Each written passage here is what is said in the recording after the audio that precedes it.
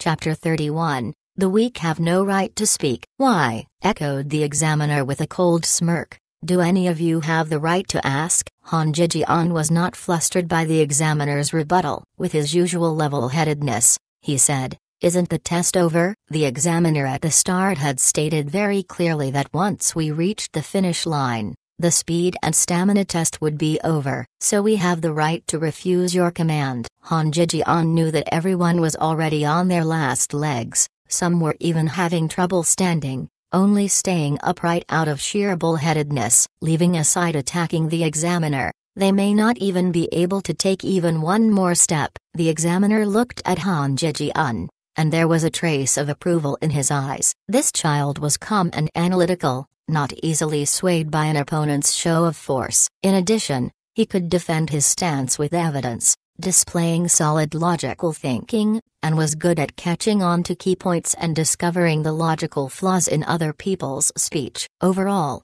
a good candidate for a military strategist. Still, no matter how much he admired Han Jijian, he wouldn't change his mind. With a mocking smirk on his face, he said, "Brat, let me teach you all the first rule you need to know to survive in this world. The weak have no right to speak." He swept a critical gaze over the angry children, and 10 pairs of fierce and stubborn eyes stared right back at him. He was satisfied. If they hadn't been angered by his words, then their parents would have raised them in vain. When the examiner's gaze swept over Ling Lan, he couldn't suppress a soft exclamation. Ling Lan's eyes were the calmest among the 10 children, still like dead water, deep and unfathomable. Was he scared silly? Or had he seen through the ruse? Or perhaps he was just unmoved by all this? The examiner frowned, and watched Ling Lan thoughtfully for a beat or two. What the examiner didn't know was that his gaze filled with killing aura was completely ineffective against Ling Lan. Remember,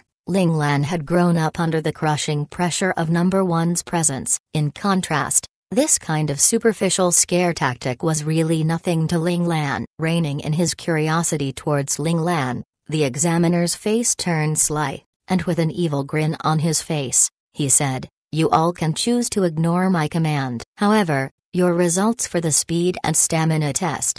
Well, sorry, you will all fail." His killing aura dissipated as he said this, as if it had never been there to begin with, but his words were cruel, casually threatening to destroy the children's dreams and ambitions. These words caused the faces of all the children in Ling Lan's group to fall. They had come brimming with confidence to enroll in this top-ranked scout academy, not to return home with their tails between their legs. "We have the right to submit a complaint." The expression on Han Jijian's youthful face was frigid. He was indeed an extremely intelligent child, but no matter how smart he was helpless against this sort of irrational bullshit. His chest felt choked with rage. This was the first time he had experienced the futile anger of the weak and downtrodden. No, no, no. Didn't you all read the examination rules? Any child who complains or protests will have their results thrown out for this year. Could it be that you all would like to wait and try again next year? The examiner laughed as he shook his head, strolling over to stop in front of Han Jijian, where he then bent over slightly to look the boy in the face with mocking playfulness. With deliberate slowness, he bit out a word at a time. "Smart little repeat student." This expression, these words, and this sort of dismissive look, it was all just too infuriating. Damn, this examiner was just asking to be beaten up. Asking to be beaten up? Ling Lan's sweat dropped, and immediately yelled out in her mind, "Little Four, are you messing with my thoughts again?" Little Four slunk out from a corner, face scrunched up in an unhappy pout. His usually round face now looked like a steamed dumpling as he spoke through pursed lips. "He's too despicable. Bullying children." Alright, so Ling Lan wasn't even angry yet, but the mentally immature Little Four had already been riled up by the examiner on her behalf. "Lord, beat him up for me." Ling Lan corked her lips in a slight smile. "What's in it for me?" Little Four was slack-jawed. He had not expected Ling Lan to ask for something in return for his request. Didn't she know that he was requesting this for her sake? "Why?" Little Four wailed. Wasn't his host angry as well? "You said it. You want me to beat him up for you. Since I would be helping you, Of course you should give me something in return. Ling Lan's self-satisfied smirk made Little Four think to himself that she was no better than the examiner, a big bully who bullied children. But he's bullying you, don't you feel angry? Little Four couldn't understand. The examiner was being so mean that even he felt indignant. Why was Ling Lan so calm? Bullying me? I don't feel it. Although Ling Lan didn't know why the examiner was being such a hard ass, still, she could sense no ill intentions from him. Ling Lan was extremely grateful for all the pressure that instructor number 1 and number 9 had exerted upon her all these years. They had given her an ability that wasn't really an ability, being able to sense when someone had evil or killing intent towards her. Of course, according to instructor number 1, this ability of Ling Lan was still only at the rudimentary level, not really applicable and actually quite useless. If she ever encountered any true experts or assassins, Ling Lan would be dead before she could sense anything. Ling Lan's words made Little Four want to tear his hair out. His host was just too insensitive. The examiner's bullying was already so obvious, like a slap in the face, and she could still say she didn't feel it. Ling Lan was just about to reassure Little Four when her expression abruptly changed. She sensed something off in Qilong's aura. His spiritual power was fluctuating wildly. Help me think of a way to pass instructor number 1's exam 3 days later. Ling Lan threw out her request, and without giving Little Four any chance to protest, she retreated from her mind space. There was something wrong with Qilong and she needed to keep her attention on him. At this point, Ling Lan's nerves were taut, on full alert as she leaned slightly forward with both arms held low and slightly bent, one up and one down in a vague cross. Her right leg was shifted back, with her weight resting fully on her heel. This was a basic combat stance that she had learned this year from number 9. It was the best neutral resting stance for attacking or defending, allowing the body to move and expend energy with ease. Suddenly, Qilong lifted his bowed head and everyone could see his bloodshot eyes, filled with killing intent. However, this killing intent was directed only at the examiner. It looked like the examiner's taunting of Han Jijian had thoroughly angered Qilong, and he was ready to explode.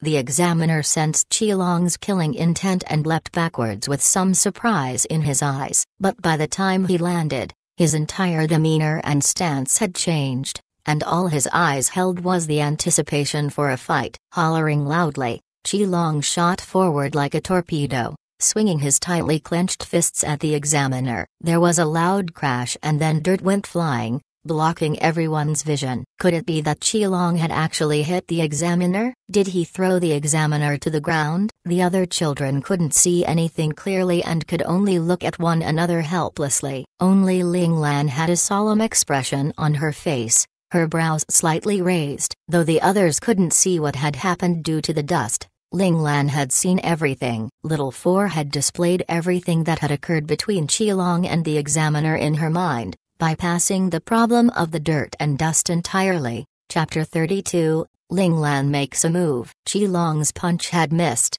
The examiner had evaded Qilong's blow with a tilt of his body, causing it to strike the ground, sending dirt flying into the air. Even so, the gouge left on the ground from Qilong's strike, roughly 3 inches deep and 1 meter wide, revealed that the power behind it was definitely no less than the 500 caddies Ling Lan had lifted during the previous test.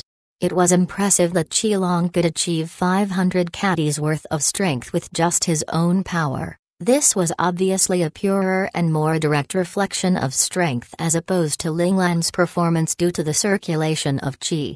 A flash of pleasant surprise passed through the examiner's eyes. Perhaps even he hadn't expected that Qilong would have such great strength. Even though this level of strength was nothing to the examiner, it had to be noted that Qilong was still only 6 years old. There was no question that once Qilong grew up, his strength would further grow to become even more impressive. Qilong didn't stop attacking just because his first attempt struck air. As the others watched, he once again leapt into the air and pounced at the examiner. Unfortunately, despite all his speed and strength, Qilong's attacks were full of holes due to his undeveloped combat skills. As such, the examiner was under no pressure whatsoever. If Qilong were an enemy on the battlefield, the examiner could have killed him with one strike.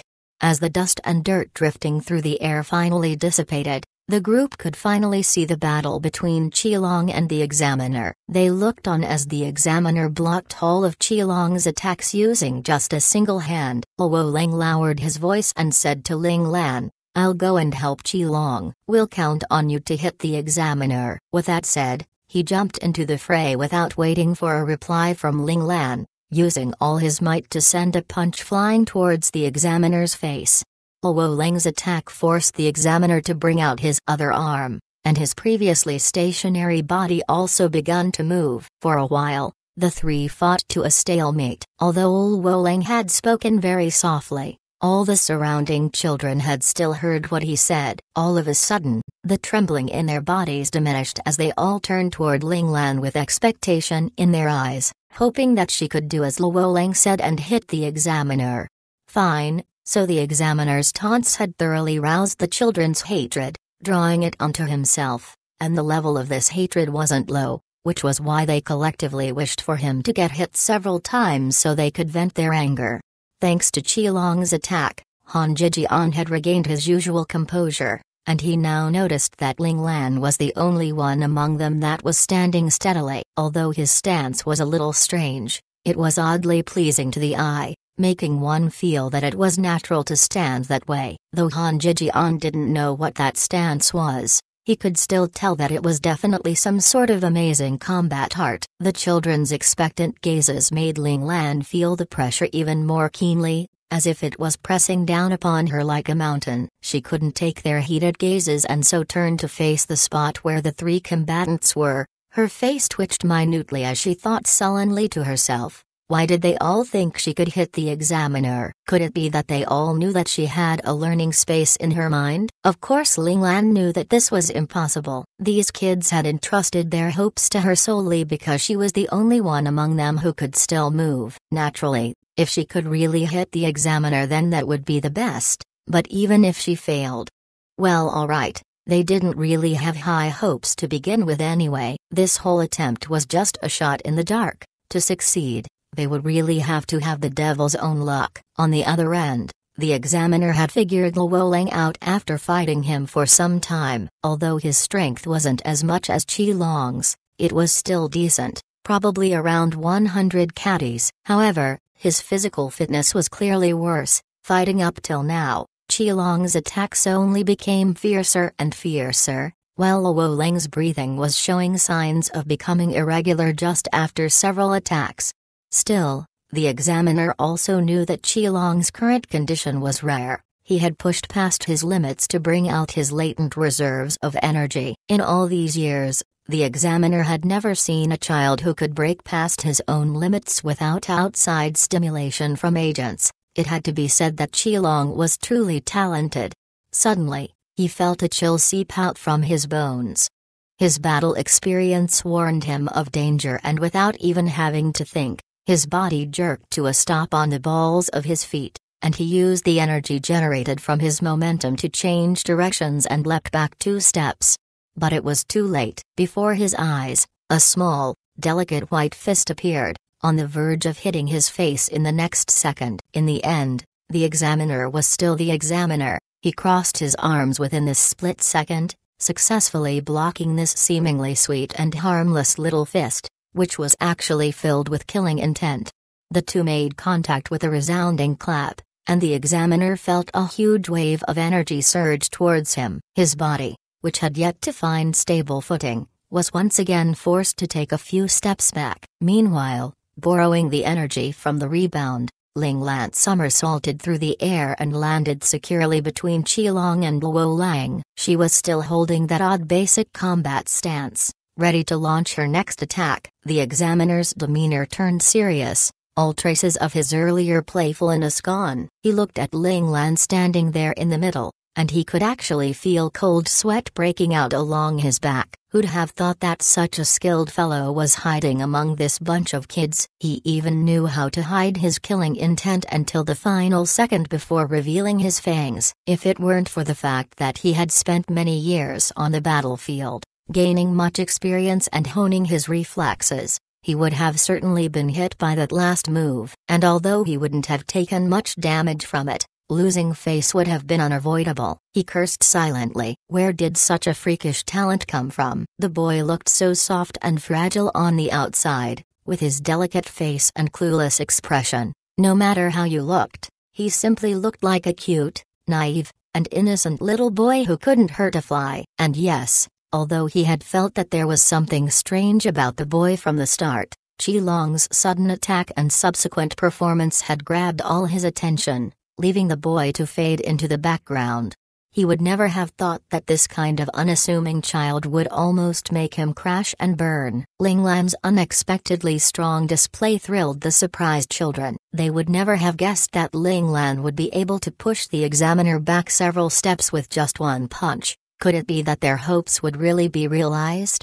Han Xuya was an outgoing and passionate girl. Her emotions ran high upon seeing the current situation, driving away her fatigue and making her shout out loudly, "Ling Lan, beat him, beat him." On the other hand, Luo Zhao was a shy and reserved girl. She merely smiled bashfully in surprise, eyes shining with just a touch of admiration as she stared at that skinny figure standing beside her brother. Although he wasn't as well built as her brother and the other boy, in her eyes, he was no lesser than them and was in fact even more reliable.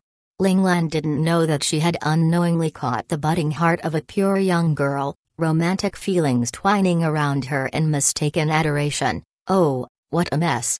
In the invigilation room, the invigilator responsible for room 72 switched his feed to Ling Lan's room once again out of boredom. Immediately, what he saw was a clear standoff between the invigilator and the kids, and the atmosphere didn't seem friendly. Aghast, he thought to himself, what the hell was going on? His curiosity piqued. He fixed his screen once again on room 72, leaving only a small window at a lower corner of the screen to rotate through the other 9 rooms he was monitoring. Ling Lan signaled with her eyes for Qilong and Luo Lang to start their attack. She knew that if she was the one to lead the charge, they would definitely not be able to handle the examiner. Although Ling Lan had learned basic combat skills from number 9 and had also sparred constantly with number 9, it was all just mental practice in the end. There was still a significant difference when it came to real battles in the physical realm. During her last attack, Ling Lan had already noticed that her physical body couldn't keep up with her intentions. The examiner would never have had the chance to dodge her attack otherwise. Chapter 33, Savage Little Wolf Cubs. Qilong and Luo Lang, having received Ling Lan's signal, shared a quick glance before they sprung out to attack. Qilong's speed was just a tad faster than Luo Lang's. He got to the examiner first and threw out a furious fist. This fist had both power and speed behind it, cleaving through the air with an audible sound. This caused the examiner's face to change, and he immediately raised his arm to block it. And then a fiery sensation spread along his arm from the spot he had used to block. The brat's strength and speed had actually increased yet again. The examiner discovered that Qilong was clearly the berserker type. Seeing the little fellow's impressive performance, the examiner was getting more and more excited. Before the examiner could counterattack to push Qilong back, Luo Lang's attack had arrived from his other side. A whipping kick. Luo Lang knew that he wasn't very powerful and that his fists would be no threat to the examiner, so this time he chose to change his attack into a strong kick instead. Luo Lang's decision was unquestionably correct. Seeing this aggressive kick, the examiner had to admit that he had miscalculated. Luo Lang, who he had initially considered as the weakest and relatively harmless, had also found a way to contribute effectively, forcing him to spare some attention to deal with the boy's attacks. The examiner felt rather peevish. Why couldn't these kids act like regular 6-year-olds and just come at him recklessly? Why did they have to be so smart and even think of changing tactics? He had no choice but to reach out with his other hand in a grab, catching hold of Luo Lang's foot as it reached him. But just as he was about to throw Luo Lang away from him, oh no, the examiner sensed the danger approaching him from below and quickly let go of Luo Lang's ankle to retreat. He moved just in the nick of time as Ling Lan's attack brushed past where he was moments earlier, a crotch kick. Without his noticing, Ling Lan had positioned herself below him where she had then crouched, both hands flat on the ground, and launched her right leg directly upwards.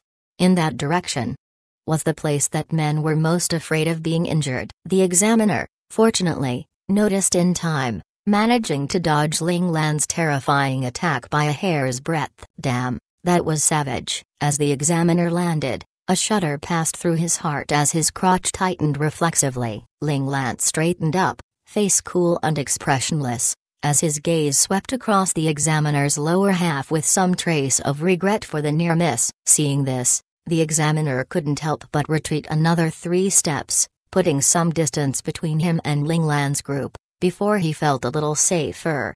The examiner couldn't help but be afraid. Just look at the power behind that kick. If that kick had landed as intended, his family line would most certainly have ended with him. The examiner was beginning to regret his whimsy. Why did he have to be so goddamn curious? Overly excited at the promise of great talent, he had decided to tease these kids just a little, but he hadn't expected to end up kicking a steel plate.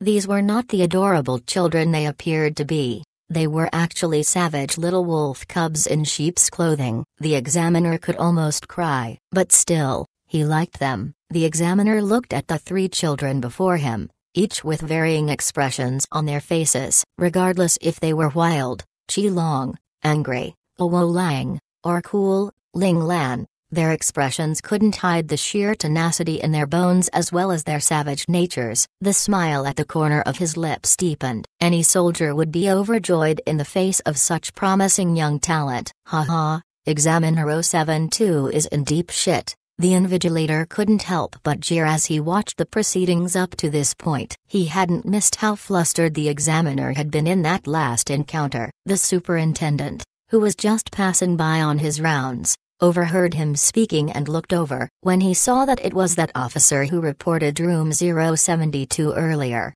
his irritation faded. After all, it was because of that officer that he had managed to learn about Major General Ling Zhao's inheritor. So he merely gently chided, "Quiet, what are you making noise about now?" The invigilator looked up to see the superintendent and stood up grinning to salute him, and then he reported in a low voice, "Sir, please look at this. There is a little problem." He pointed at the screen, asking the superintendent to come closer and see. The superintendent glanced at him doubtfully, but still bent over slightly to look at the screen. On it, he saw the 3 children attack almost simultaneously, one from above, one from below, while the last one exploited any openings, and although their actions were still obviously untrained, they were surprisingly coordinated, causing the examiner quite a bit of trouble.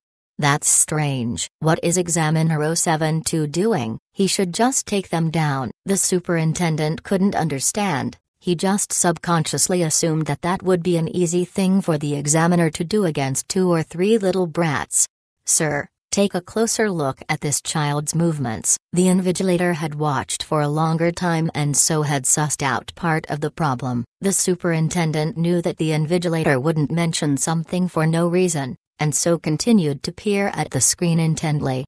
In room 072, Ling Lan was finding it easier and easier to move as the fight progressed. Initially, there was still some disconnection between her body and her intent. A few times, she was already there in her mind, but her body was a beat slower, making her miss out on several opportunities to hit the examiner. During this prolonged fight, however, she could feel her body becoming more agile, starting to flow and work in tandem with her intent. As Ling Lan got into her groove, the examiner naturally found it more and more troublesome to fight. At the start, he still had some room to slack off, but gradually, he found that he could no longer hold back. If he didn't put his full attention on handling Ling Lan's group's attacks, he was very likely to get hit by Ling Lan. After fighting for so long, the examiner had also come to understand the children's strategy. They wanted to overwhelm his guard and find an opening, just to leave a mark on his body with either their fists or their feet. What a bunch of vengeful brats.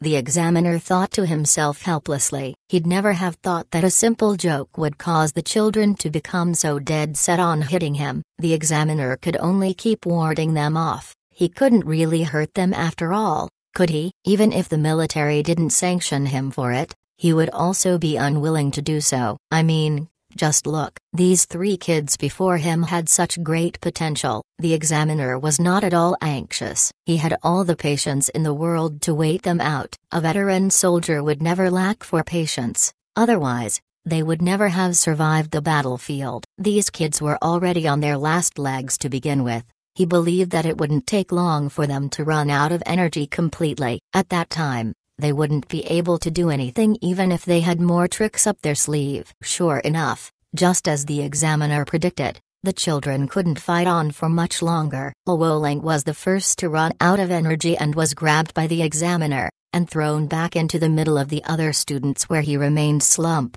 unmoving. Of course, the examiner did this skillfully so that Luolang's body wasn't injured in the process. He was only immobile due to fatigue, and so only Ling Lan and Qilong were left to fight against the examiner. Without Luolang's cover, Ling Lan's sneak attacks could no longer work, so Ling Lan decided that she might as well pull out all the basic combat moves she had learned in her mind space and fight directly. Ling Lan didn't forget what number 1 said: what you learn must be applied. And it was even better if you could apply it in a real battle. Although fighting with the examiner was not really a real battle, it was still a chance for her to apply what she had learned in a combat setting, so of course Ling Lan wouldn't let the chance pass her by. Besides, after fighting for so long, Ling Lan understood that the examiner would never hurt them, which meant that she could go all out without fear. Since the examiner was only going to be on the defensive, if she didn't take the chance to practice all her moves now, then when should she do it? As Ling Lan's moves grew bolder, Qilong's moves also became increasingly aggressive. Qilong was a quirky child. He didn't like to think very much, being of a bold and brash character, but this didn't stop him from being strong. He instinctively chose the method best suited for himself, so when Ling Lan's attacks grew fiercer, he felt it was right and so followed suit. The 2 fought ferociously to the point where the examiner was actually disadvantaged, where he looked like he was only able to focus on blocking. The observing children on the side all cheered on Qilong and Ling Lan, with the exception of Han Jijian and the recuperating Luolang. The 2 boys had serious looks on their faces. They didn't think that Qilong and Ling Lan's current style of attack would be of any use against the examiner. Chapter 34, A Sure Hit. Sure enough, after a flurry of rapid attacks, Qilong was the first to slow down, as the explosion of energy brought on by his berserk state came close to ending. His aura began to fluctuate unsteadily, and his breathing became labored. Ling Lan knew that Qilong was likely at the end of his rope. If Qilong dropped out, she would not be able to hold up against the battle-experienced examiner on her own, much less look for a chance to hit the examiner. Ling Lan's brows furrowed as she considered her options. Deep down, she was actually rather annoyed. If she had known that she would have to fight in this random battle, she would have brought some weapons with her, such as some type of hidden weapon. Even if she could not hit the examiner with them, they would still have served as a good distraction. Unfortunately, all she had on her were some consumable energy fluids to replenish physical energy, which she had brought as supplies for the exam. She only had 3 tubes, so even if she wanted to use them like hidden weapons, they wouldn't be very effective. She might have been able to fool the examiner for a while with a great number of items to throw, but with just these 2 or 3 things, the examiner would never fall for it. What should she do? Let Qilong eat one of the tubes to replenish his energy? An idea sparked in Ling Lan's mind, and she immediately hatched a plan. So, she started to match her speed to Qilong's, slowing down as she made her aura waver as well, breathing hard, and sweating freely from her forehead. All outward signs broadcasted the fact that she was about to collapse any second now. Ling Lan and Qilong's obviously deteriorating condition put a damper on their comrades' cheers, which slowly weakened and finally faded away. Disappointment and resentment was visible on all their faces. It looked like their dream of landing a hit on the examiner would not be realized. Han Jijian and Luolang exchanged a look, and saw each other's bitter smiles. Honestly, this result was within their expectations. However, somehow, it just didn't sit right with them. They had really hoped that Qilong and Ling Lan could have brought them a miracle. Was there really no hope left? At that moment, Qi Long traded yet another blow with the examiner. This time, due to a lack of energy, Qi Long was thrown backwards by the examiner's block, stumbling back several steps. These few steps back sapped away Qi Long's confidence, and the strength that had supported him in the fight all this time seemed about to disperse. His stance started to falter, and he looked as if he was about to crash. Seeing this, Ling Lan rushed over to hold him up, and with a few light steps, she rapidly whisked him away from the examiner, putting some distance between them. "Are you all right?" With her back to the examiner, Ling Lan asked Qi Long frantically as she gripped his hand. Qi Long's expression jerked and his spirits rallied, as if Ling Lan's concern had given him confidence and courage once more. He said nothing, but nodded firmly to show that he was fine. Ling Lan turned around to look at the examiner, and then said resolutely, "Then let us fight this one last time." The condition of the two clearly showed that they were incapable of fighting any longer than that. Qi Long clenched his fists, gazed determined as he said, "Okay." That said, he swiped his right hand over his face, as if he were wiping away sweat, but also as if he were wiping away his fatigue to boost his confidence. The fighting spirit in his eyes was ignited once again, and it seemed like it burned brighter than before. Even if he knew he was about to lose, he would not back down, because this was their final chance. It was make it or break it. Qi Long and Ling Lan's performance pleased the examiner greatly. The care and concern for a teammate, the courage to fight till the end against a strong opponent, these were all qualities necessary to become an exceptional soldier, and these two kids had them. This was very rare. He was glad that he had been able to find such excellent young talent. Qi Long attacked first. Although his combination of punches still had speed and strength behind them, the examiner still managed to dodge them easily. There was no helping it. Qi Long only knew these few combat moves. After seeing them used repetitively, even if the examiner could not remember them, his body was already familiar enough with Qi Long's attacks that handling them was a breeze. The examiner had just dodged Qi Long's attack when, on his other side, Ling Lan was already rushing in. However, the examiner's attention had been on Ling Lan all this time, because, compared to Qi Long, Ling Lan was much harder to deal with. Although Ling Lan's combat moves were not that varied as well, she had only learned one basic set of combat skills. She was much smarter than Qi Long. She moved in unpredictable ways, and would modify her attacks according to the situation during battle. All this required the examiner to spend more thought when handling her. The examiner saw Ling Lan's punch coming, and just like the attacks before it, it came from a spot that was the trickiest and most annoying to handle. These spots were basically defensive blind spots, very difficult to defend against. It was either dodge or substitute offense for defense, counterattacking the opponent to force them to retract their move.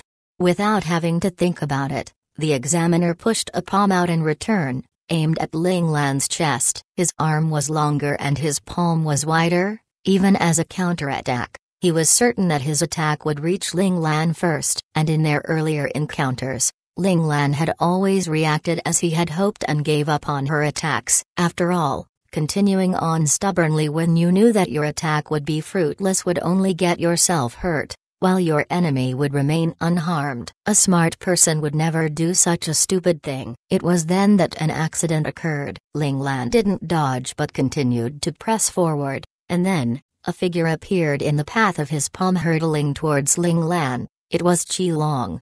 Not good. The examiner was alarmed, but because everything happened so quickly, he could no longer stop his attack. He rushed to pull back the force in his arm as he felt his palm connect solidly with Qi Long's chest. "Ah!" screamed Qi Long, his entire body thrown into the air by the force of the blow. In midair, he threw up a mouthful of blood, and then crashed mercilessly onto the ground, where he then lay unmoving. "Ah, Qi Long, he's hurt." The observing children all yelled out in fright. Han Jijian in particular had become petrified, his face white as a sheet. The examiner was horrified. Had he pulled back too late? All his attention was now focused on Qi Long, looking at his prone body lying on the ground, fresh blood trickling out from the corners of his mouth in a steady stream.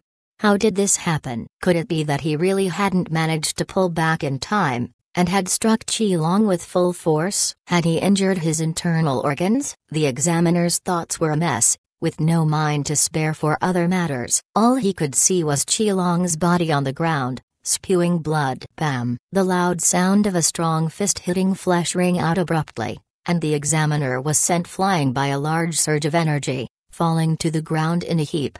It turned out that Ling Lan had not given up on her attack. Taking advantage of the examiner's mental chaos, she had snuck in unnoticed to land a sure hit. Ling Lan blew lightly on her weapons, her delicate fists, and grinned as she said, "Mission complete." Examiner hit. "But sir, you wouldn't fail us just because you were embarrassed, right?" Chapter 35, Test completed. Sprawled on the ground, the examiner's reaction was quick. With a back spring, he flipped back onto his feet. Although Ling Lan's punch had seemed very powerful enough to send the examiner flying, it hadn't actually done much damage to the examiner, only leaving a dark bruise on the examiner's left cheek. Of course, this perfectly suited Ling Lan's intent. She had only wanted to prove that they were not so easily bullied. The examiner stood there unmoving, but his face was an icy wasteland. Lifting his hand to touch the bruise on his face, even though it was numb to the touch,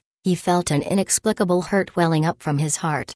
Indeed, it was a hurt mixed with rage along with deep disappointment. He wasn't angry because Ling Lan had managed to hit him, but because, with that hit, Ling Lan had displayed a selfishness and ruthlessness that he could not condone. The examiner could not fathom how this promising child, excellent on so many fronts, could be so cold and unfeeling to use his own companion as a human shield to achieve his ends. Although he had been flustered by the accident in the last encounter, his eyes had still seen clearly. Qilong had suddenly appeared to block the hit meant for Ling Lan, not out of his own volition, but because Ling Lan had dragged Qilong directly into the path of the examiner's attack. Worse yet, Ling Lan seemed utterly unconcerned about the condition of his companion after the fact, only focused on his own results. This type of selfish behavior was the last straw for the examiner. He decided that he would never give Ling Lan the chance to enter the special classes. The Federation could never give specialized cultivation to such a cold and unfeeling, selfish child. Even if he became a soldier, he would only bring harm to the Federation and to his fellow soldiers. But before the examiner could start yelling, what happened next stunned the examiner into silence. Ling Lan walked over to the unconscious Qilong, who was still lying on the ground spewing blood, and kicked him several times on the side none too gently, saying with some consternation, "All right, it's done. Aren't you going to get up now? Don't you think you're overdoing it?" And just like that, Qilong sat up, a silly grin on his face as he said, "You really hit him?" Blood continued to trickle out of the corners of his mouth as he spoke. "Gruesome to see," Ling Lan said smugly. "Of course, who do you think I am?" There were times when she just had to be childish. Ling Lan knew that she might already have overdone things a little, so all she could do was try and make up for it now.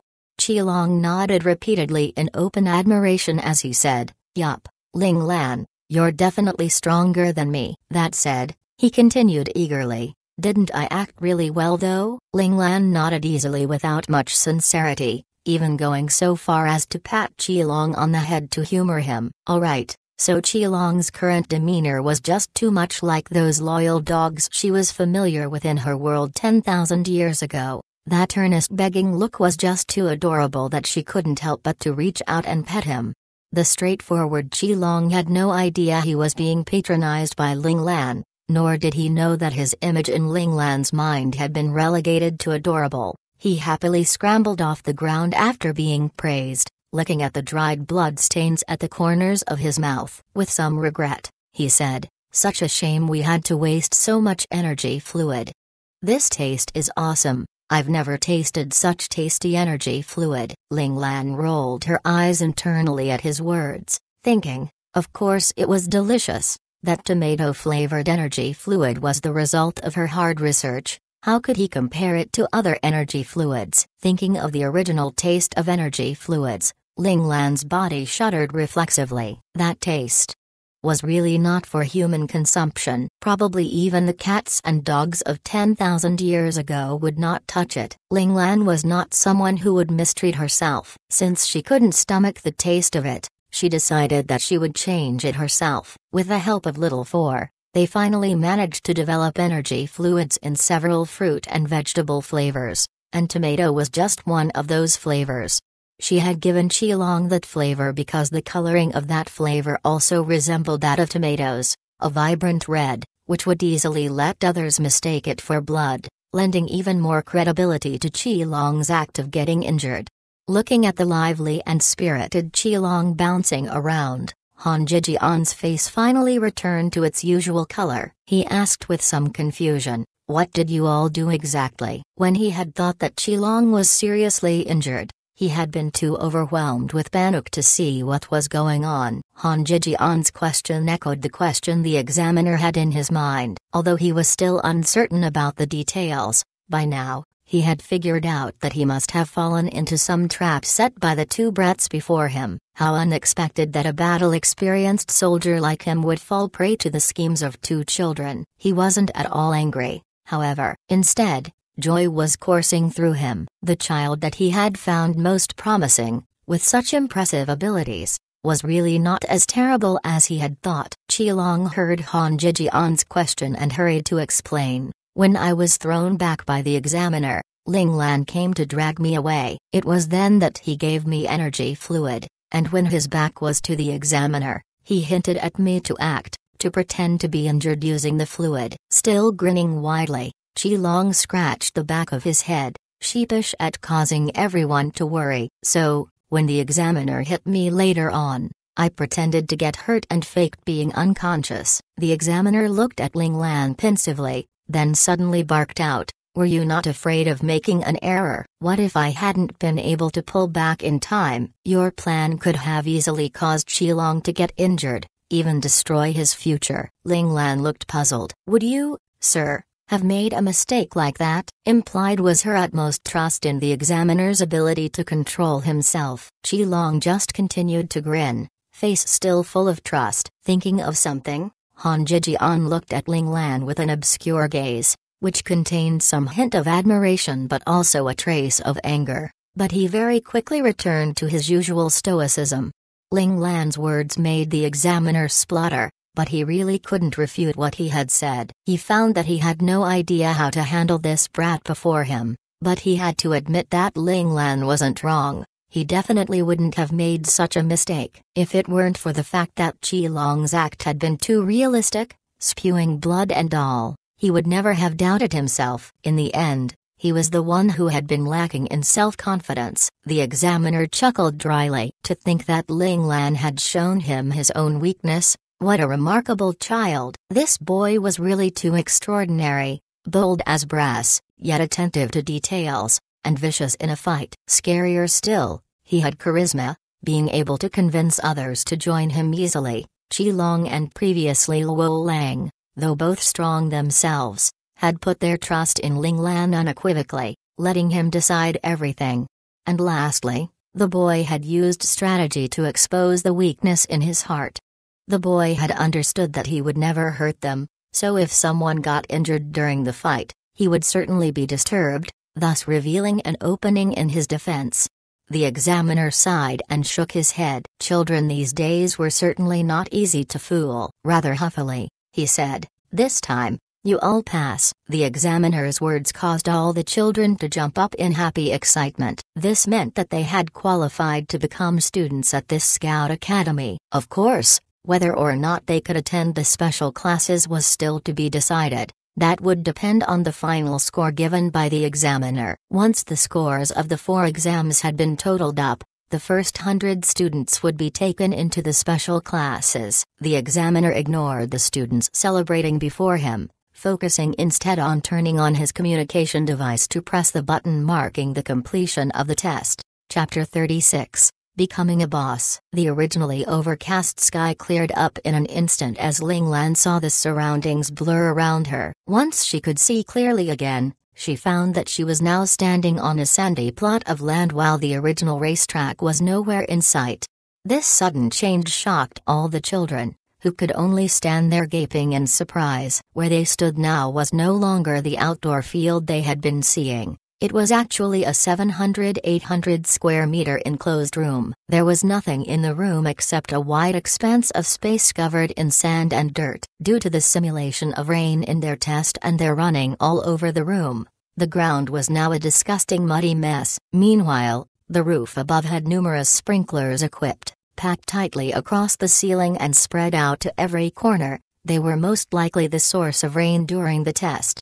In contrast to the children's shock and surprise, Ling Lan and Han Jijian merely shared a knowing glance and smiled. The changes to their environment proved that their hypothesis had been correct. They truly had been led unknowingly into a virtual environment training room. The examiner didn't lead the children back through the door he had come from. Instead, he brought them to the door they had entered from at the beginning. Opening it, he signaled for them to leave. The moment Ling Lan stepped out of the door, she saw that familiar field where the children had sat down at the beginning, where they had first been gathered before being split up into groups.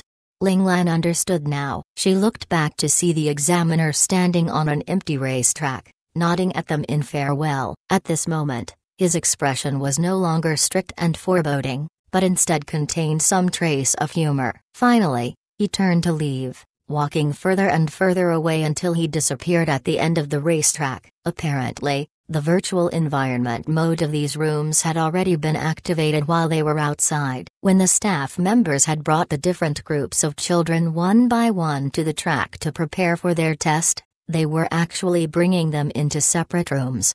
When the 10 children appeared without warning out of the virtual racetrack, the surrounding staff members on the outside couldn't help but reveal shocked expressions. After all, it had only been less than 3 hours since the tests began, which was an hour earlier than the typical end time for this test. Could it be that these children had all failed and were prematurely ejected from the testing room? Just as they were wondering what to do, they noticed the digital number plates by the students' sides. All of them were lit up with the soft green light which indicated the successful completion of the test. The staff members excitedly smiled. Didn't this mean that all these kids were amazing talents? Fine, fine. So even the best Central Scout Academy had an insatiable thirst for promising talent. The staff members helpfully led them out of the testing site. When Ling Lan walked out of the main gates, the first thing she saw was Lincoln's anxious face and she immediately felt warmth bloom in her heart. Yep, being with family was still the best. Only now did Ling Lan feel the aches and pains all over her body. Although she had already held back her strength in the previous fight, the excessive exercise had still damaged her muscles, which were now making their protests known. The parents and guardians of the other children were also there waiting. Seeing their children appear, they all gathered around, asking about the test. The outcome of this test would determine the future of the children as well as influence the future of their respective families. Learning that they had all passed, the guardians were very happy. Meanwhile, the children themselves had also established a deep bond by going through the test together. They all promised to reunite on the first day of school before reluctantly saying their goodbyes. Ling Lan said goodbye individually to each of the 9 children, her manner polite and reserved, no hint of impropriety in her actions. This greatly pleased Chamberlain Lincoln, who took pride in the fact that his young master was such a gentleman, as expected of Major General Ling Zhao's child. Feeling that she had done everything as necessary, Ling Lan turned to leave with Lincoln, but she had only taken 2 steps when she felt Lincoln suddenly stiffen beside her before relaxing again. At the same time, there was a violent sound of rushing air behind her, an ambush. Ling Lan didn't sense any evil intent, however, so she simply moved 1 step to the left to evade this fierce tackle. With a loud whump, her attacker was splayed on the ground, face down in a spread eagle position right before Ling Lan's feet. Seeing this very familiar figure, Ling Lan's eye twitched. She shouted, "Qi Long, what do you think you're doing?" Qi Long was now covered in dirt. He quickly climbed up, face calm as he brushed off the dirt from his clothes before saying, "I have came to say goodbye." Hearing this, Ling Lan face-palmed internally. "Just now, didn't I already say goodbye to you? Damn it. When did this brat learn how to talk nonsense? Was he just being contrary? Despite having his lie exposed by Ling Lan, Qilong wasn't at all embarrassed. With no trace of shame on his face, he continued, "That was just a group activity. Right now, this is my personal goodbye." Qilong lifted his head to smile winningly at her. Hee. Ling Lan, aren't you touched? Touched? Not at all. Shocked? Maybe a little, said Ling Lan dryly, face expressionless. Qilong was the type that would take a mile if you gave an inch. She couldn't afford to show him any favor whatsoever, or else the situation would spiral out of her control. Qilong chose to ignore Ling Lan's jab, instead looking intently at Ling Lan, as if trying to confirm something. His gaze was sharp and penetrating, causing Ling Lan to shift uncomfortably, but before Ling Lan could say anything, Qilong had said, "Ling Lan, you really are stronger than me. I submit to your strength. From now on, you're my boss." Ling Lan blinked. Boss? What the hell? Had she heard wrongly, or had Qilong gone mad? Also, did she look like she wanted underlings? Why would Qilong bring this up? Furthermore, why didn't anyone notify her of this? Was this decided privately just like that? Ling Lan's face was stuck in a deep frown as she thought all this to herself helplessly. Honestly, Ling Lan had never considered becoming a boss. Bosses were always at the head of the pack, the primary target, the one who would get shot first. Becoming a boss would go against the resolution she had set from the start, to live a humble, low-profile, and safe life. The moment Qilong finished speaking, he waved goodbye and fled, leaving a trail of dust in his wake. Ling Lan never had the chance to say anything. However, for Qilong, Ling Lan's opinion was irrelevant. Qilong was a single-minded creature, as long as he himself had acknowledged it. Even if Ling Lan was in denial, he was dead set on Ling Lan being his boss. And thus, Ling Lan became Qilong's boss. Ling Lan grimaced as she watched the gradually disappearing figure of Qilong. She was a little annoyed at herself for being too slow to react. Back then, she should have firmly grabbed hold of Qilong and communicated with him properly. Of course, this method of communication did not exclude the use of violence to get her point across. Han Jijian ambled over with a slight smile on his face, clearly rejoicing in her misery. Ling Lan complained to him, "Couldn't you have kept a better watch on that bro of yours?" Bro? Han Jijian was startled by the term, not understanding what Ling Lan meant. Ling Lan smirked evilly. "Your bromance partner." Han Jijian was clearly taken aback for a moment as he digested this new term, and then, as if coming to a realization, his jade-white little face turned red. Looks like his skin was still a little too thin to take this sort of joke. Ling Lan was surprised by Han Jijian's blush, who knew that the mature-looking Han Jijian would react in such a childish manner. "Wow, you're embarrassed just like that?" Oh, Ling Lan, no matter how intelligent Han Jijian was, he was still just an innocent 6-year-old child. Of course his skin couldn't be as thick as yours, which had been collected over the course of 2 lives, a total of 30-odd years. Out of intense embarrassment, Han Jijian snapped back, "You're already going to be a boss. Can't you be a bit more serious?" Ling Lan was hit where it hurt. Internally weeping, she looked at the sky. "I heard nothing." Dear God, she only wanted to live a peaceful life. She didn't have any grand ambitions. She only wanted any children who wanted to rely on her to stay far, far away, and to not disturb her. Amen. But Han Jijian's next words caused Ling Lan's fervent hopes to be dashed into pieces. "He's already called you boss. Are you planning to reject him? Also, you should also take care of me in the future." Boss. Ling Lan. Hells. Looks like even Han Jijian was claiming her as his boss. Chapter 37. The Examiner's Recommendation. At this time, Luo Lang stalked over with his head held high with his younger twin sister Luo Zhao in tow. He rather looked like a peacock, thought Ling Lan to herself in amusement. Luo Lang stared at Ling Lan for several seconds, and then said, "Since Qilong has submitted to you, then I'll also acknowledge your strength. Grudgingly. Please take care of my sister and me from now on." Huh? What was this? Ling Lan stared back blankly. She didn't really have any connection to Luo Lang, right? In her mind, Little Four could hold back no longer. Thunderously, he spat. What else could it be? He also wants you to be his boss. You've wronged me. Little Four's gaze reflected only sorrow, creeping Ling Lan out. What was up with Little Four? Why did he sound so forlorn saying that she had wronged him? Ling Lan's mind started racing, thinking about what she could have done to hurt Little Four's delicate soul. But after much thinking, she still couldn't figure it out and so could only assume that the little rascal's rebellious phase had come. Little Four was very angry and full of animosity. He hated those shameless people who had came to wrap themselves around Ling Lan's sturdy thighs. He was also mad at Ling Lan's actions. She must have shown off too much to garner so much attention, causing him to have so many competitors to become her number one underling. Alright, so Little Four was no longer obsessed with the epic Three Kingdoms. He was now addicted to some third-rate novels meant for leisure reading. The sudden drop in taste was just too jarring. Consequently, the way he addressed Ling Lan had also changed. This was how it happened. One day, Little Four was extremely bored, so he decided to surf the net randomly. By chance, he stumbled onto a very obscure website, which was called World of Slash. You even needed a password to log in. This piqued the curiosity of Little Four. Naturally, passwords and the like were useless against him. He easily bypassed them and toured the site. He discovered countless business opportunities in there. So many people were crying out for Slash novels, Slash fan works, Slash videos.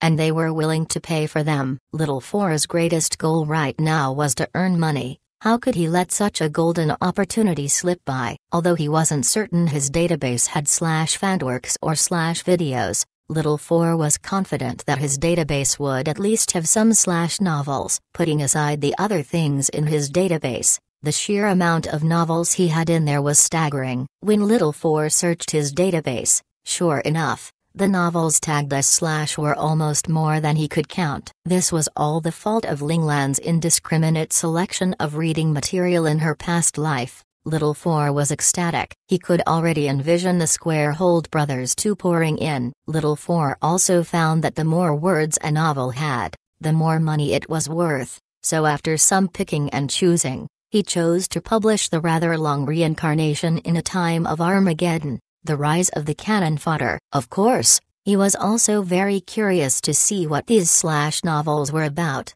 to drive the people here so crazy. Little Four read as he published and very soon, he found himself transfixed by the deep brotherly bond between the novel's boss and his underling. He then recalled what Ling Lan had said to him, about wanting him to be her younger brother. Little Four was immediately moved to tears. Sweat. Little Four was still clueless about what Slash truly meant at this point. He had only read up till around chapter 150 where the sexual tones were still very subtle, and so remained as innocent as before. However, Little Four's joy didn't last for long before competition appeared, and two at once at that. At this very moment, Little Four could fully understand the depressed mood of Little Ling in the novel. The more competition there was, the greater the pressure.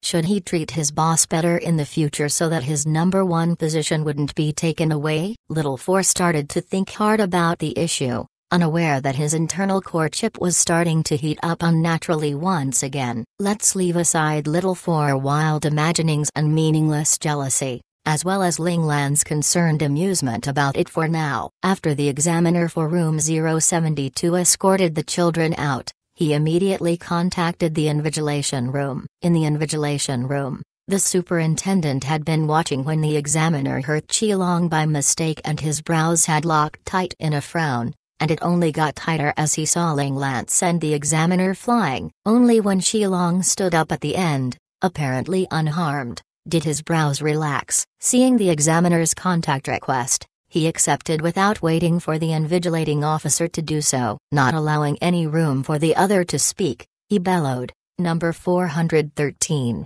once we're done, report back to the training camp." The examiner for room 072 gaped. "Sir, why are you there?" Damn it. Why was his direct superior on the other side of the line? Why was he so unlucky? With a long face, the examiner asked carefully, "Sir, then when should I come back?" The superintendent huffed and said coldly, A month later, the superintendent's reply made the examiner want to curl up and cry. Heavens! A month in the training camp, even if it wouldn't kill him, he would still shed a layer of skin. He'd never have expected that he would have to go back to that terrifying place again after 5 years, to relive the painful and horrible time when he had been a recruit.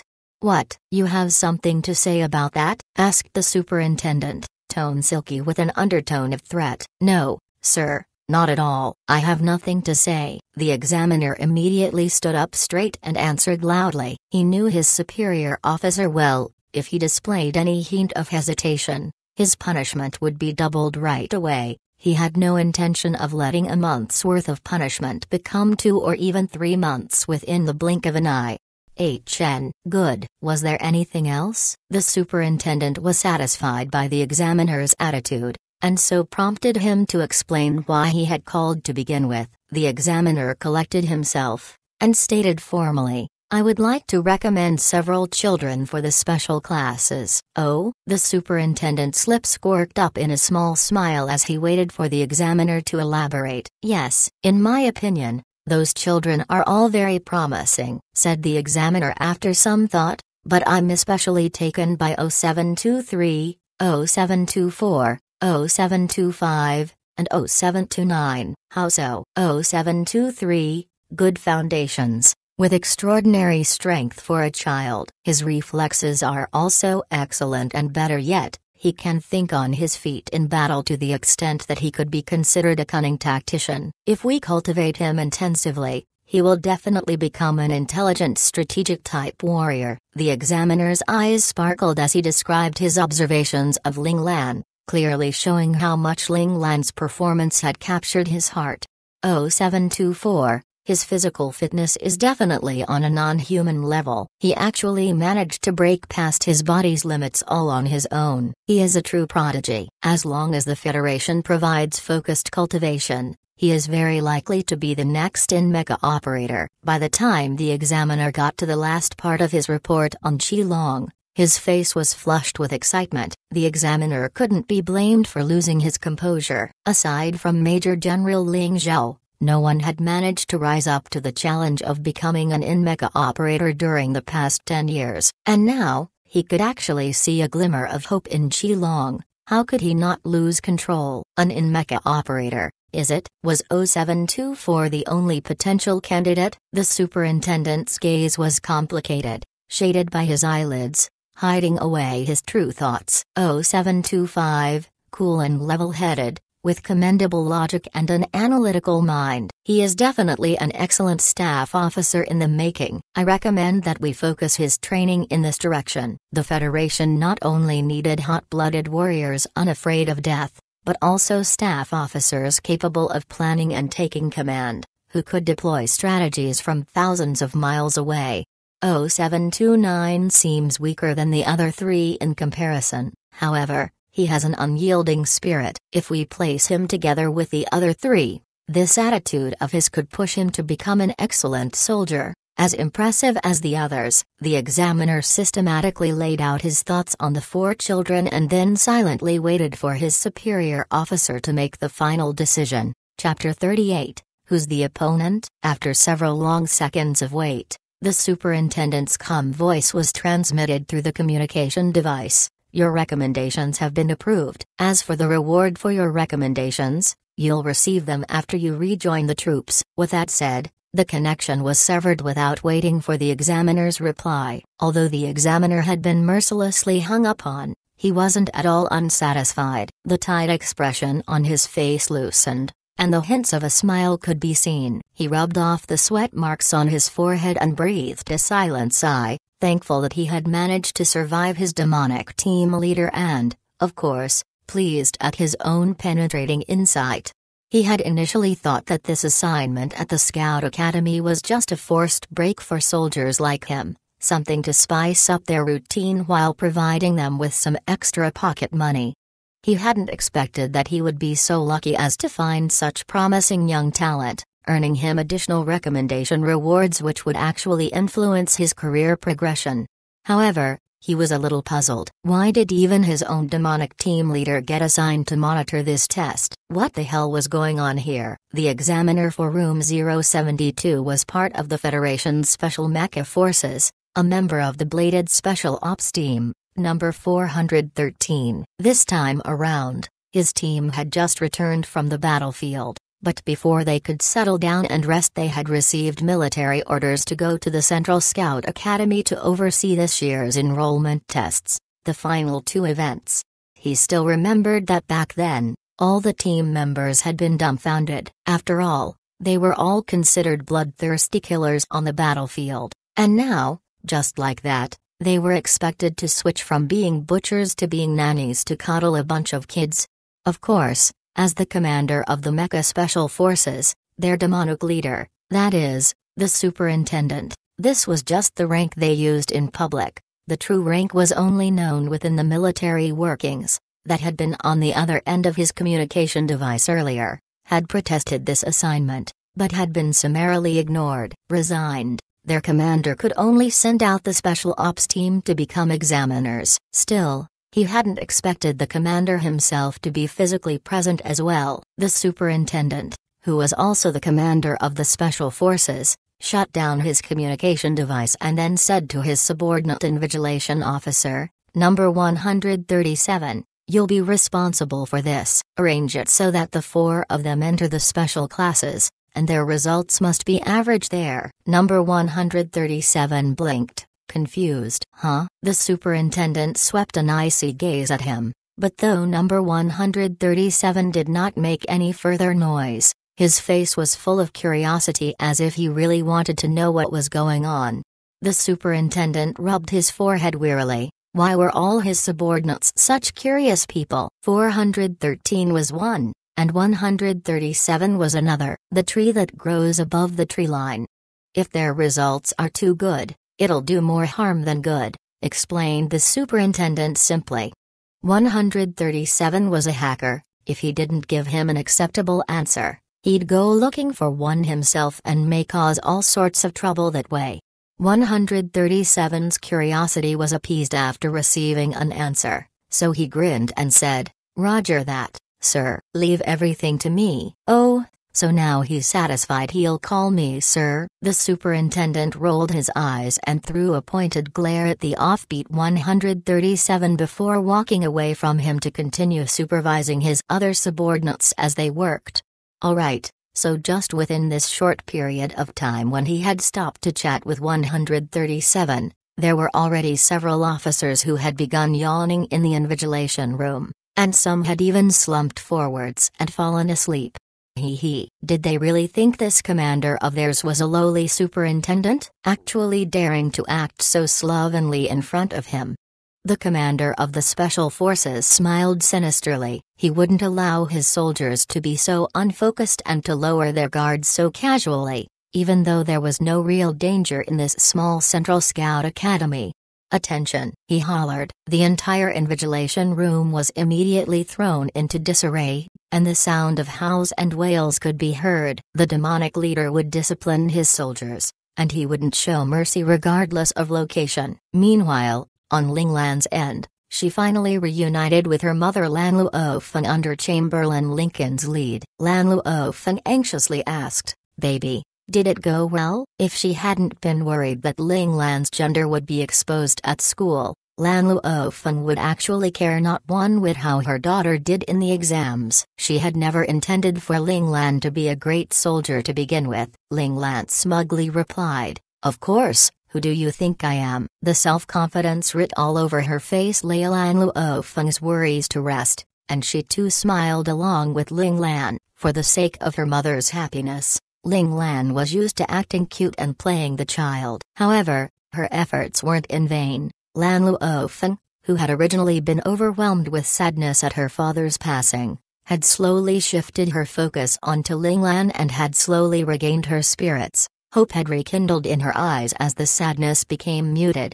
The final results would only be announced half an hour after all the tests ended. Ling Lan didn't know how much longer the other children would take to complete the exam, so waiting here was obviously not a good idea. As such, She suggested to Lan Luofeng that they go home to wait for the results. After all, the final results would be posted on the Central Scout Academy's website, available for public perusal. Lan Luofeng thought about it and agreed, and so brought Ling Lan home. As the sky slowly darkened into night, the final student finally completed the exam at the Central Scout Academy. All the invigilators, who were responsible for keying in the marks, entered the scores they had collected into the Central Scout Academy's main system. The system would then calculate and tally up the marks before arranging them in descending order to produce a name list. Number 137 was excitedly flexing his fingers at this moment, warming them up for his upcoming performance. Being one of the top 10 hackers in the virtual world,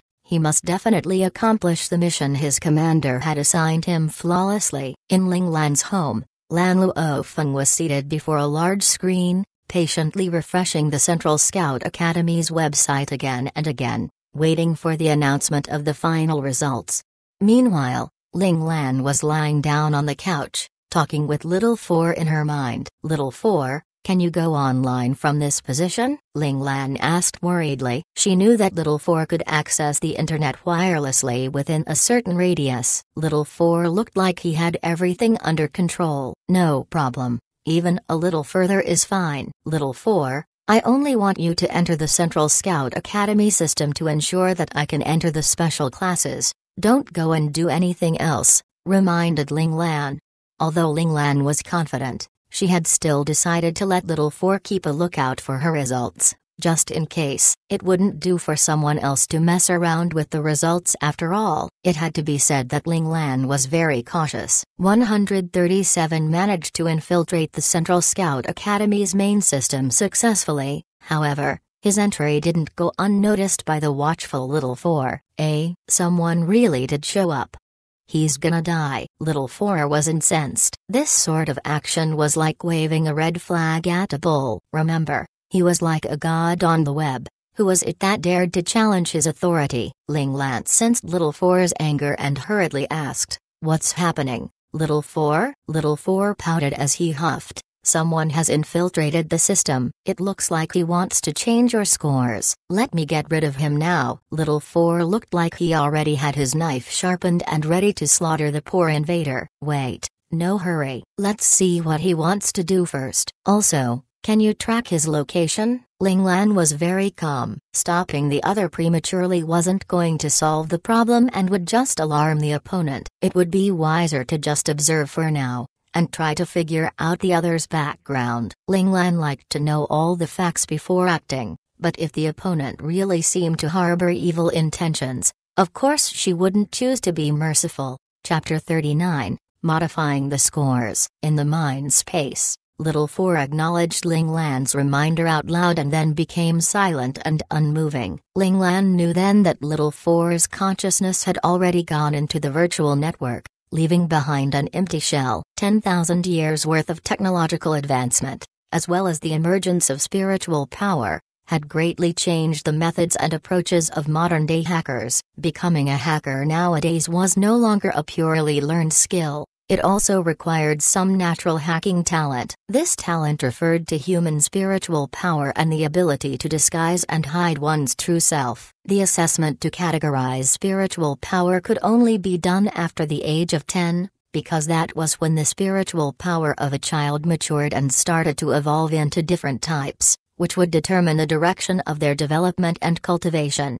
Of course, Ling Lan did not know at this time that spiritual power would evolve that way, nor did she know that the internet hackers these days were so much more dangerous and terrifying than the ones from 10,000 years ago. These days, a battle between hackers could easily result in death or injury, while brain death was a rather common consequence. In this era, hacker battles were known as death battles without gun smoke. They were, at times, considered even more dangerous than real battles.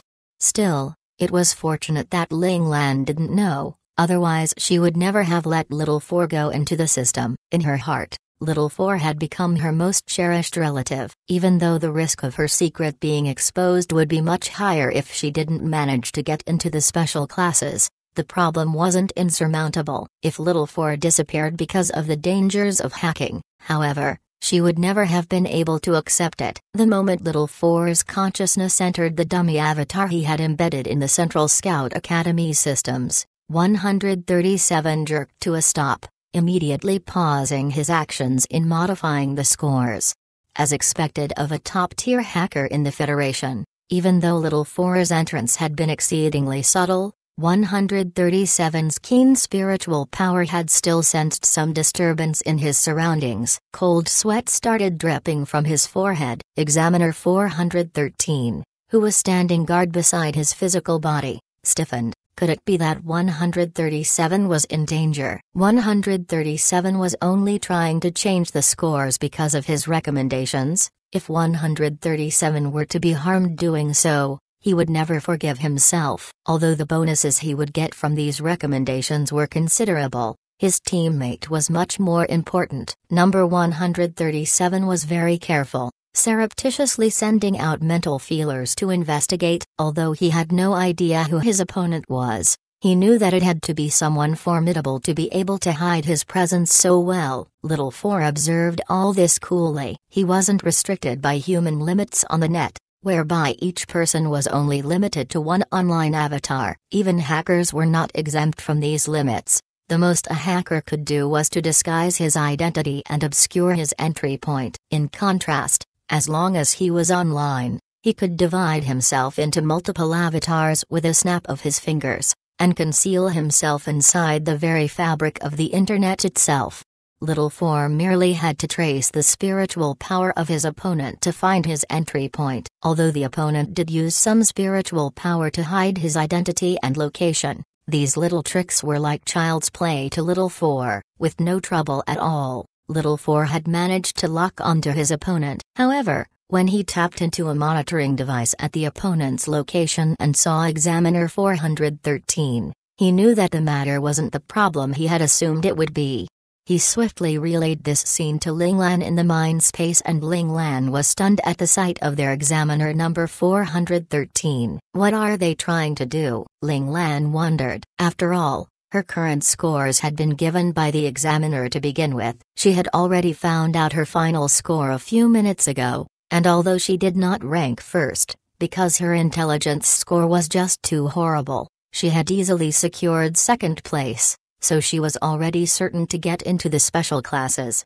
If the Examiner did not want her to enter the special classes, he could have just given her a low score directly. There was no reason at all for him to go to so much trouble with a hacker to change her scores now. Could it be that there was some other motive for his actions? Ling Lan decided to just stay back and observe for now. She could always make a decision after she found out what he was up to. Of course, Ling Lan could afford to be so daring because she had Little Four's guarantee that, no matter what the other did, he could reverse it with minimal effort.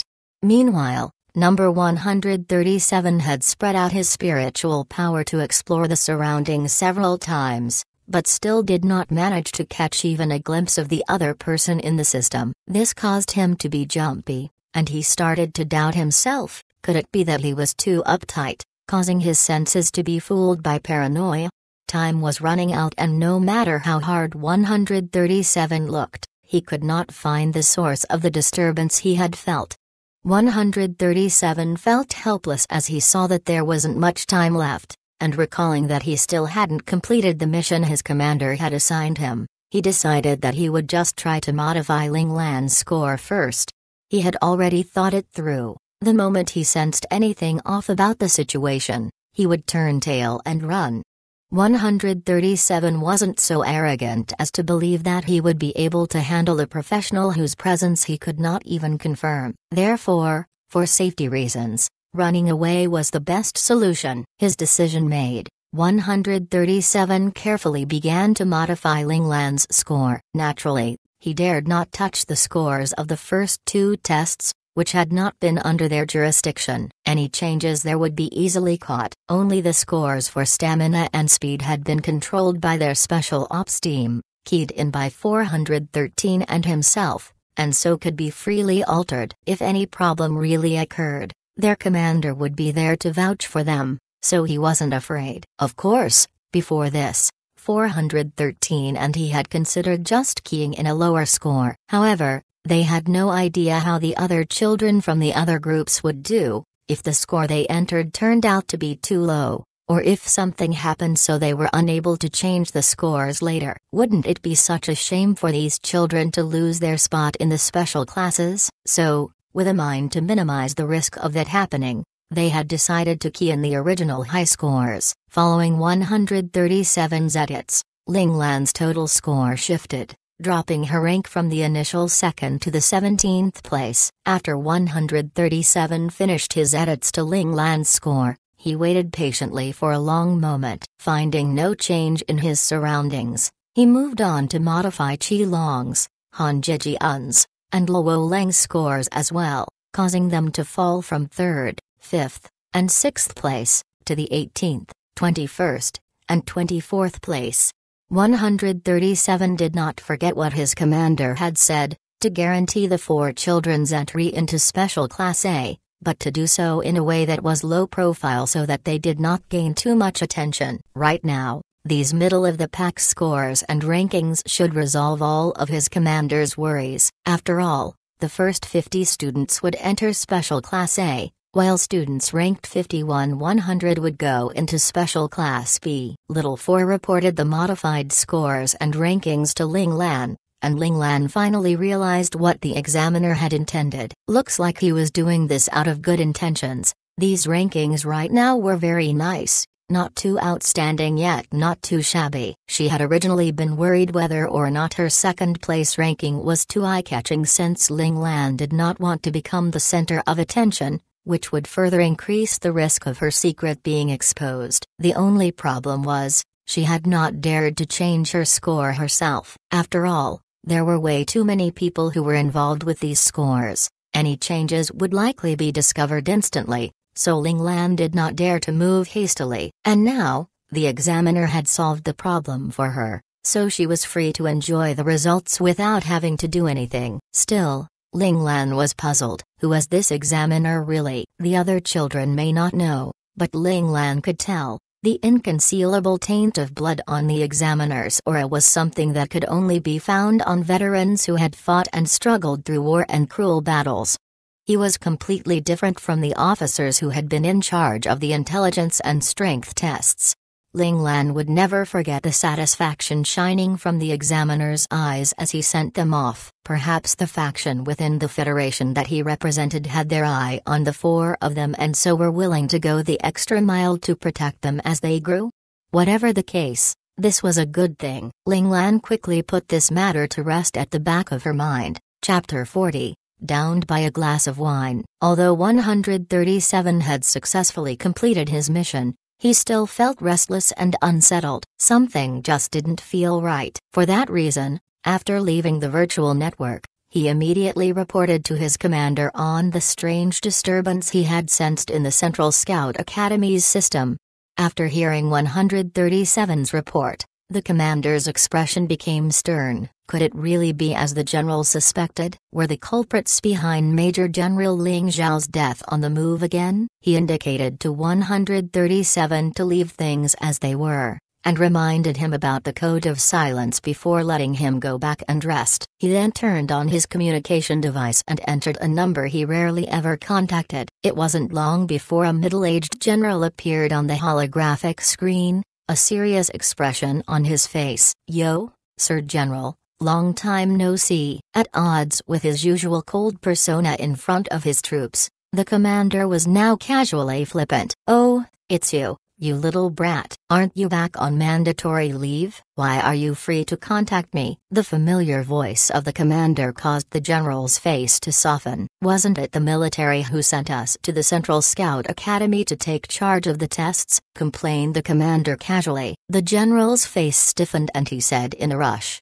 "Being with kids is also a way of relaxing." The commander laughed. True, and the matter ended there. It had been implicit in the general's words that their assignment to the school had something to do with him. "So what do you want, brat?" The general knew that this son of his old friend, who he had watched grow up from a little kid, would not contact him for no reason. Usually, he wouldn't see hide nor hair of him, the brat would scurry away faster than any mouse. Reminded of his purpose in calling, the commander's expression turned grim. He faithfully reported what had happened to Ling Lan, as well as the disturbance 137 had felt on the virtual network. Since their presence at the Scout Academy had been by the general's design, then it was very likely related to the matter of Ling Zhao's son.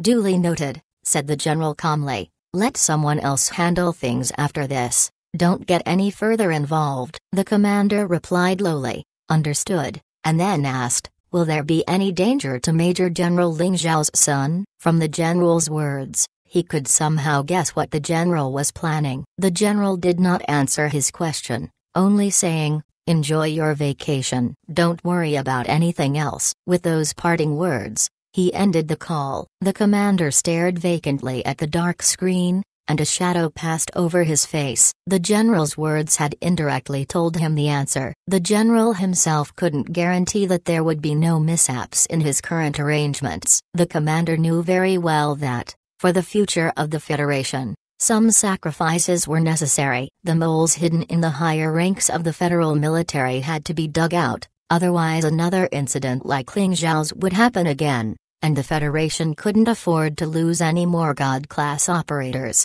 Still, he felt a little indignant. In service of the Federation, his idol Major General Ling Zhao had already been sacrificed. Did his child have to be sacrificed too? He stood for a long moment, staring blindly into the distance, and after much thought, decided that he had to be true to his heart just this once. He dialed a contact number and was quickly connected. 413. I'm sorry to inform you that your vacation has been cancelled. After coming to a decision, the initial melancholy of the commander had been swept away and he was even jovial enough to joke around with 413 now. 413's wails of despair came over from the other end of the communicator, but the commander's heart was like steel and he blithely ignored 413's mournful eyes. He continued to order, please accept your new assignment. Hearing this, Number 413 straightened out his long face and stood at attention. Number 413, reporting for duty. Starting now, for the next month, you and your squad are to protect Ling Lan of the Central Scout Academy in secret. The commander hoped that his arrangements would be able to ensure the safety of Major General Ling Zhao's child, as a personal tribute to his departed idol.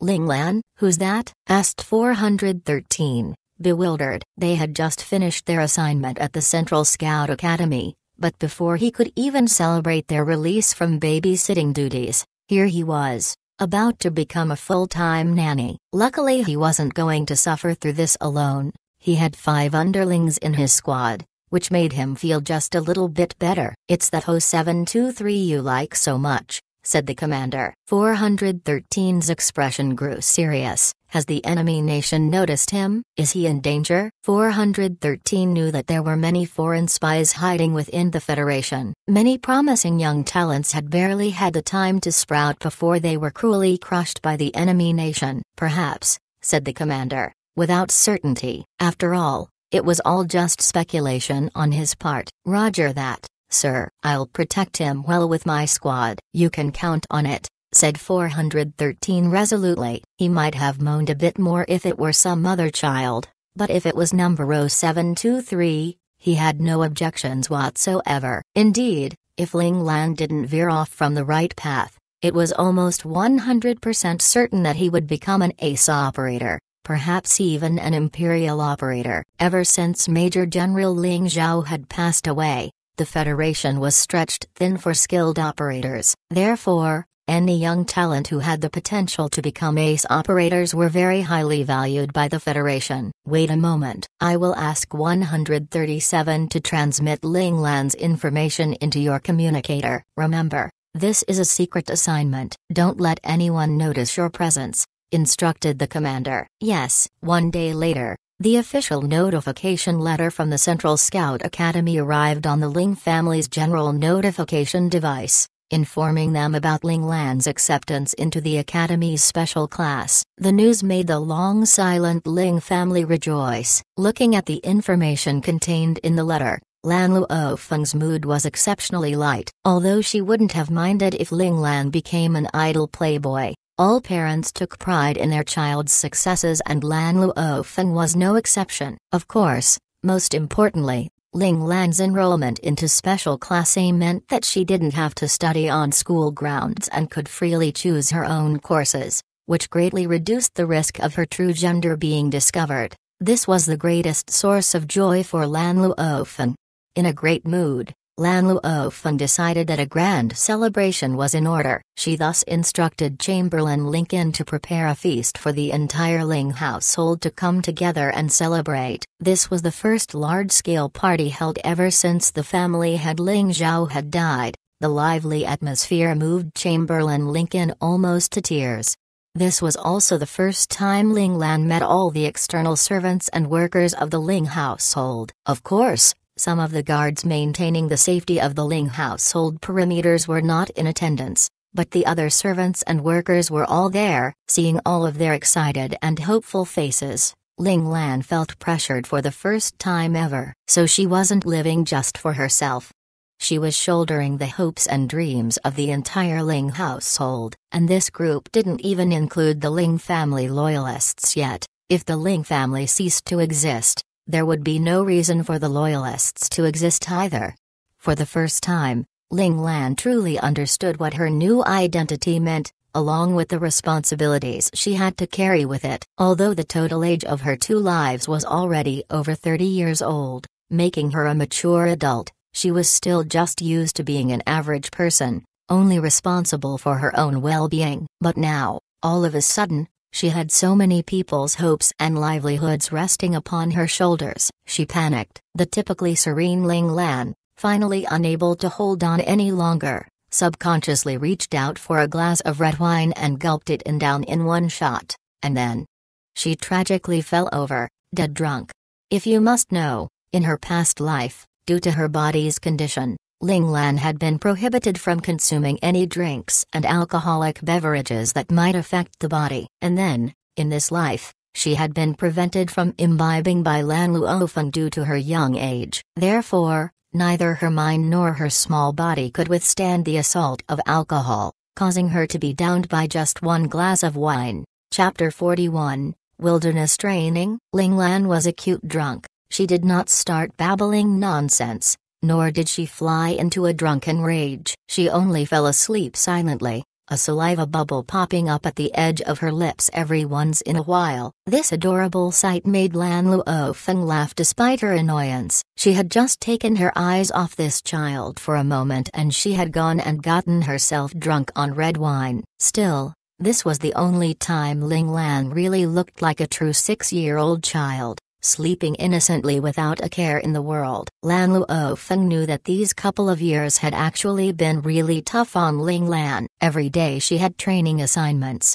and Lan Luofeng had watched with tearful eyes as she trained till she dropped. In truth, Little Four had notified Ling Lan that time was up so she would get some rest. It wasn't that Ling Lan was slacking off, but her body was really still too weak. Overexerting her body now in training would only cause irreparable harm that even the Qi exercises would not be able to repair. Lan Luofeng could not stop her training however, because she knew that this would benefit Ling Lan greatly in the future. The Federation was a world where the fittest survived. An extra measure of strength meant an extra measure of safety. For Ling Lan's future, she had to harden her heart. Lan Luofeng quickly bundled Ling Lan up and carried her to her room. Ever since Ling Lan could clearly communicate what she wanted, she had demanded a personal room of her own. Lan Luofeng was an overindulgent mother with no bottom line when it came to her child, so she had caved with minimal fuss and provided a lone room for Ling Lan.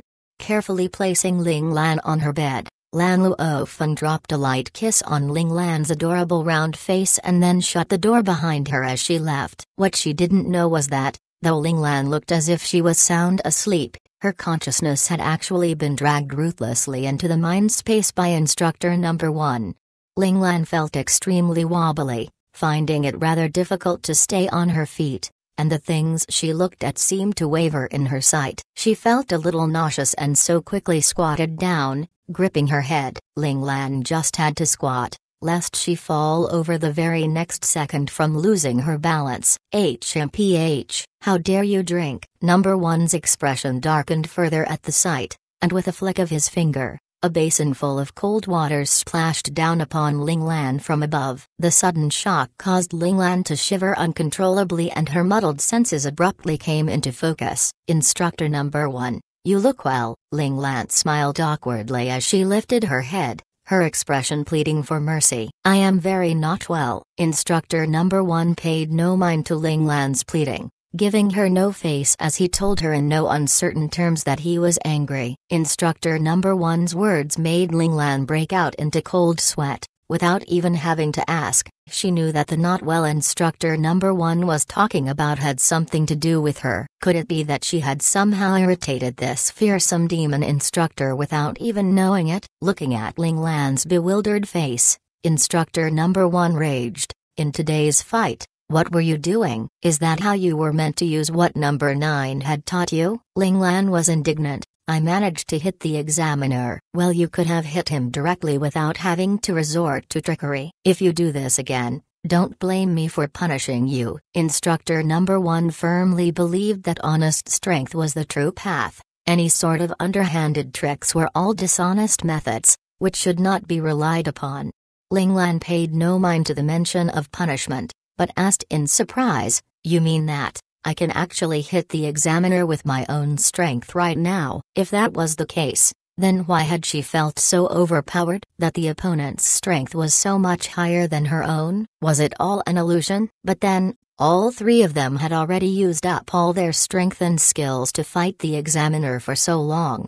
It was only when they were running out of strength that they had thought up that trick to hit the examiner. Of course, Ling Lan didn't think that using tricks was wrong or unfair. On the battlefield, survival was the only principle. That's right. In today's battle, you missed 3 opportunities. That said, number one flicked yet another finger and the scene of today's battle appeared before Ling Lan's eyes. The first sneak attack was done well at the beginning. You remembered what number 9 had told you, and kept your killing intent hidden, but when you were just about to succeed, your heart wavered. Number one pointed at the scene, showing how when Ling Lan's punch was just about to hit the examiner, there was a fluctuation in her aura. This little fluctuation had let the examiner sense her attack, which was how he had managed to block her attack in that final second. For the second sneak attack, you made the exact same mistake, losing your attention at the critical moment. Number one's voice grew colder and colder,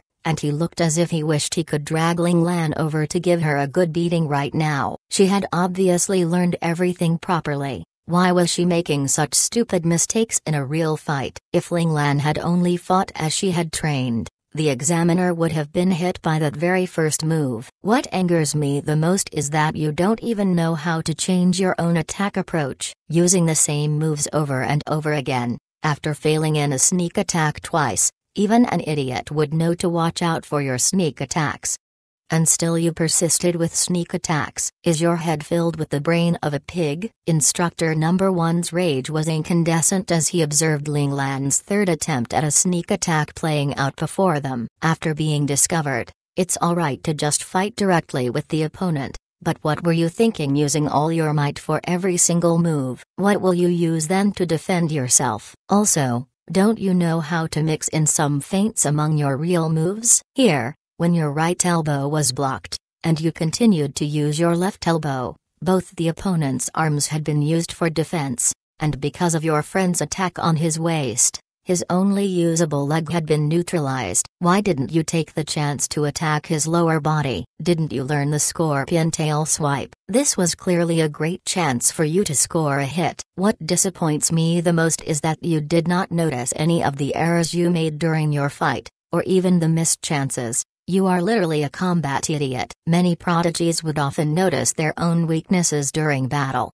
but unfortunately, Ling Lan did not notice anything at all in her fight up till the very end. Even now, she had still been pleased with herself over her successful trick, which was why instructor number one was so angry. If it wasn't the fact that the opponent wanted to know how much you all could do, you would have already been killed at this point. Instructor number one rolled back the scene to when she had started facing the examiner directly, pointing out how the examiner had stopped many of his moves halfway through so as to avoid injuring Ling Lan.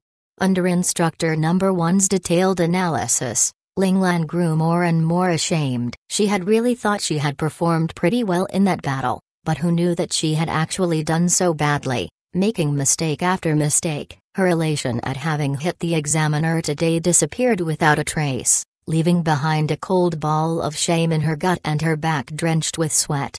Looks like we need to have a round of wilderness training. We'll see what to do next after you learn how to hunt. Instructor Number One coolly announced Ling Lan's fate. Before Ling Lan could ask any questions or beg for mercy, Instructor Number One had flicked his finger once again. Ling Lan saw the scenery change around her, and then she was standing in a primordial forest with Number One. She could hear the sound of a flowing stream in the distance, as well as the fearsome calls of some unknown wild beasts. Ling Lan's little heart felt like it was beating out of her chest. Although she had never spent much time in a forest before, she knew that this type of place was rife with danger. Not only were there wild beasts wandering around, nature itself was an intimidating thing, and there were also other unknown terrors lurking within.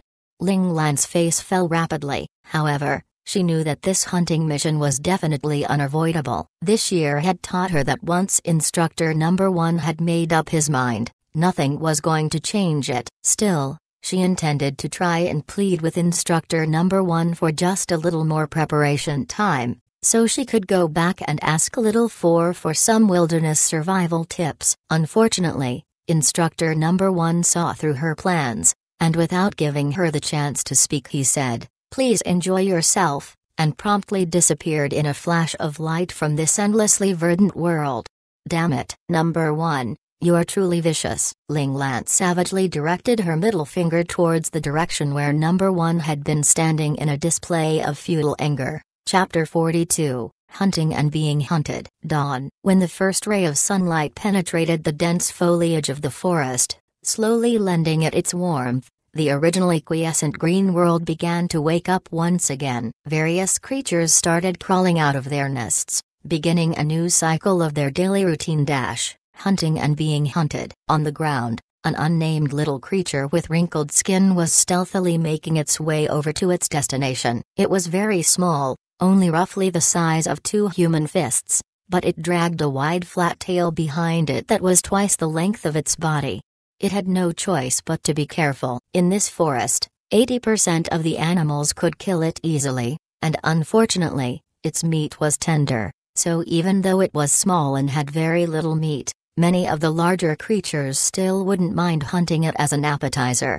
Its intended destination was an area full of shallow water depressions up ahead. That area was a swampland, very suitable for its survival, because its light weight and body shape allowed it to move freely around the swamp without sinking into it. Aside from those creatures whose natural habitat was the swamp, other creatures could not even enter the area, making it much safer for the creature.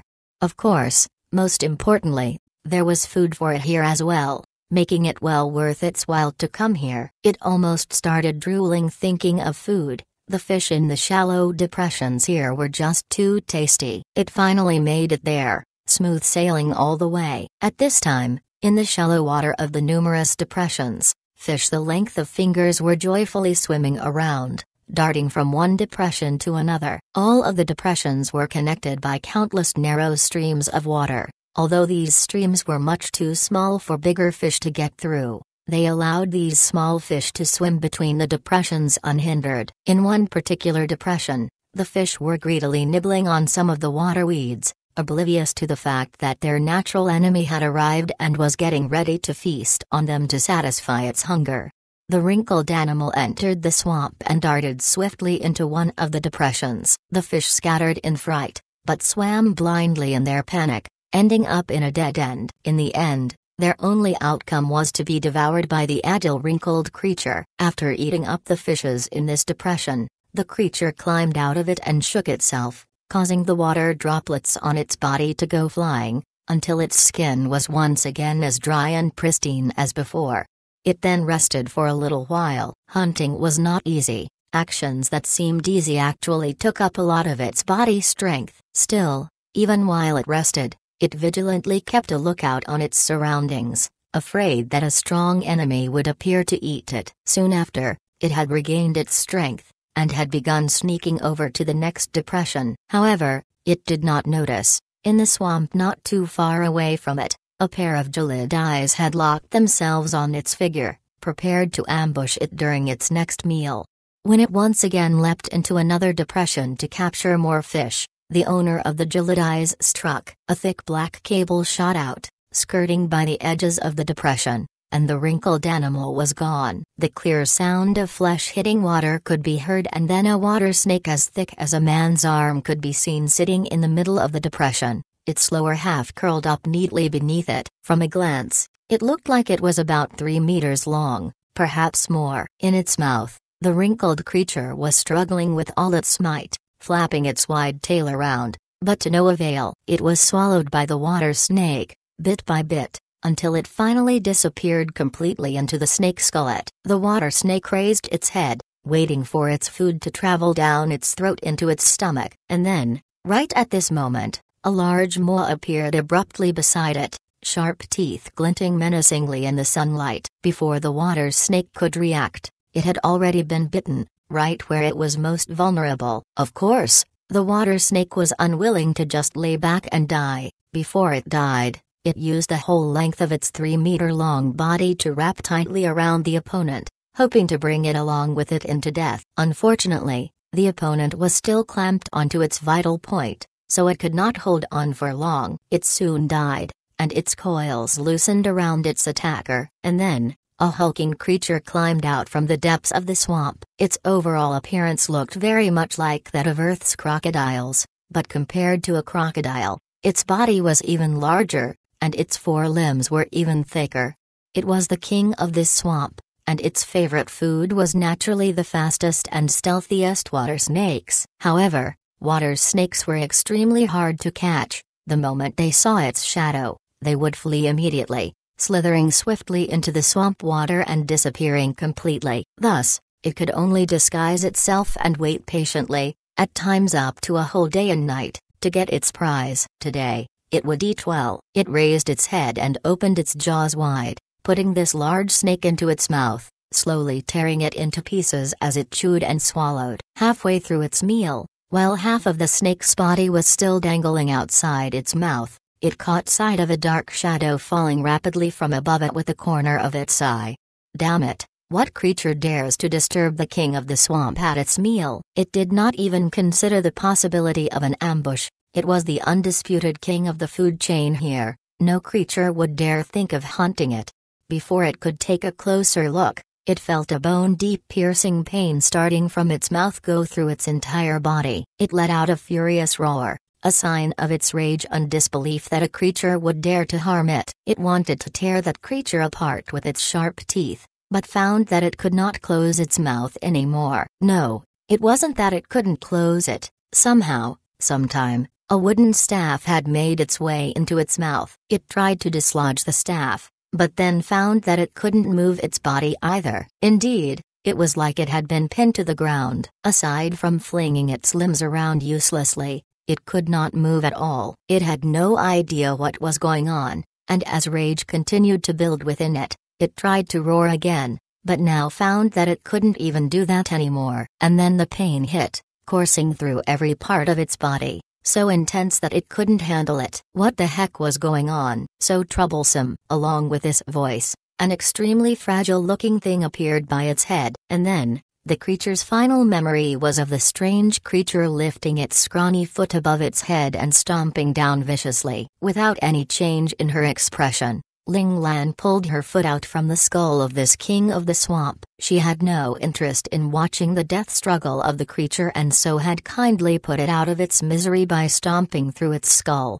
Looking at the white brain matter all over her shoes, Ling Lan no longer felt the disgust she had felt at the beginning. The current Ling Lan was enveloped by an aura of honed aggression, just like a king of the jungle. She was no longer the weak and timid person she was before.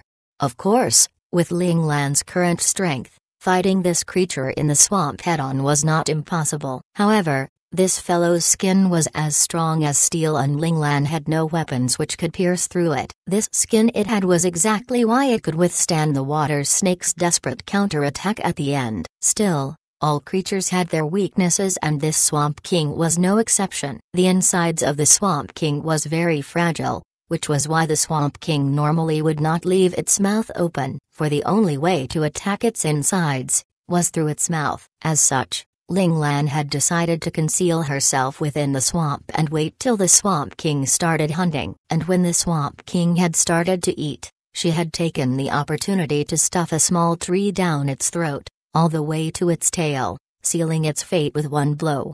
Getting to this point was not easy for Ling Lan. Many times, due to problems with emotional control, the Swamp King had managed to sense her killing intent and evade her attack, causing her to lose her chance. Thus, Ling Lan had paid the price of death several times over before she finally grasped the ability to hunt flawlessly. The trials and difficulties she went through in the entire process were truly too numerous to be cited. Chapter 43, The Experience of Death. Ling Lan had initially thought that she would have to stay in this virtual forest for up to 2 or 3 years before she would get used to it and see some results.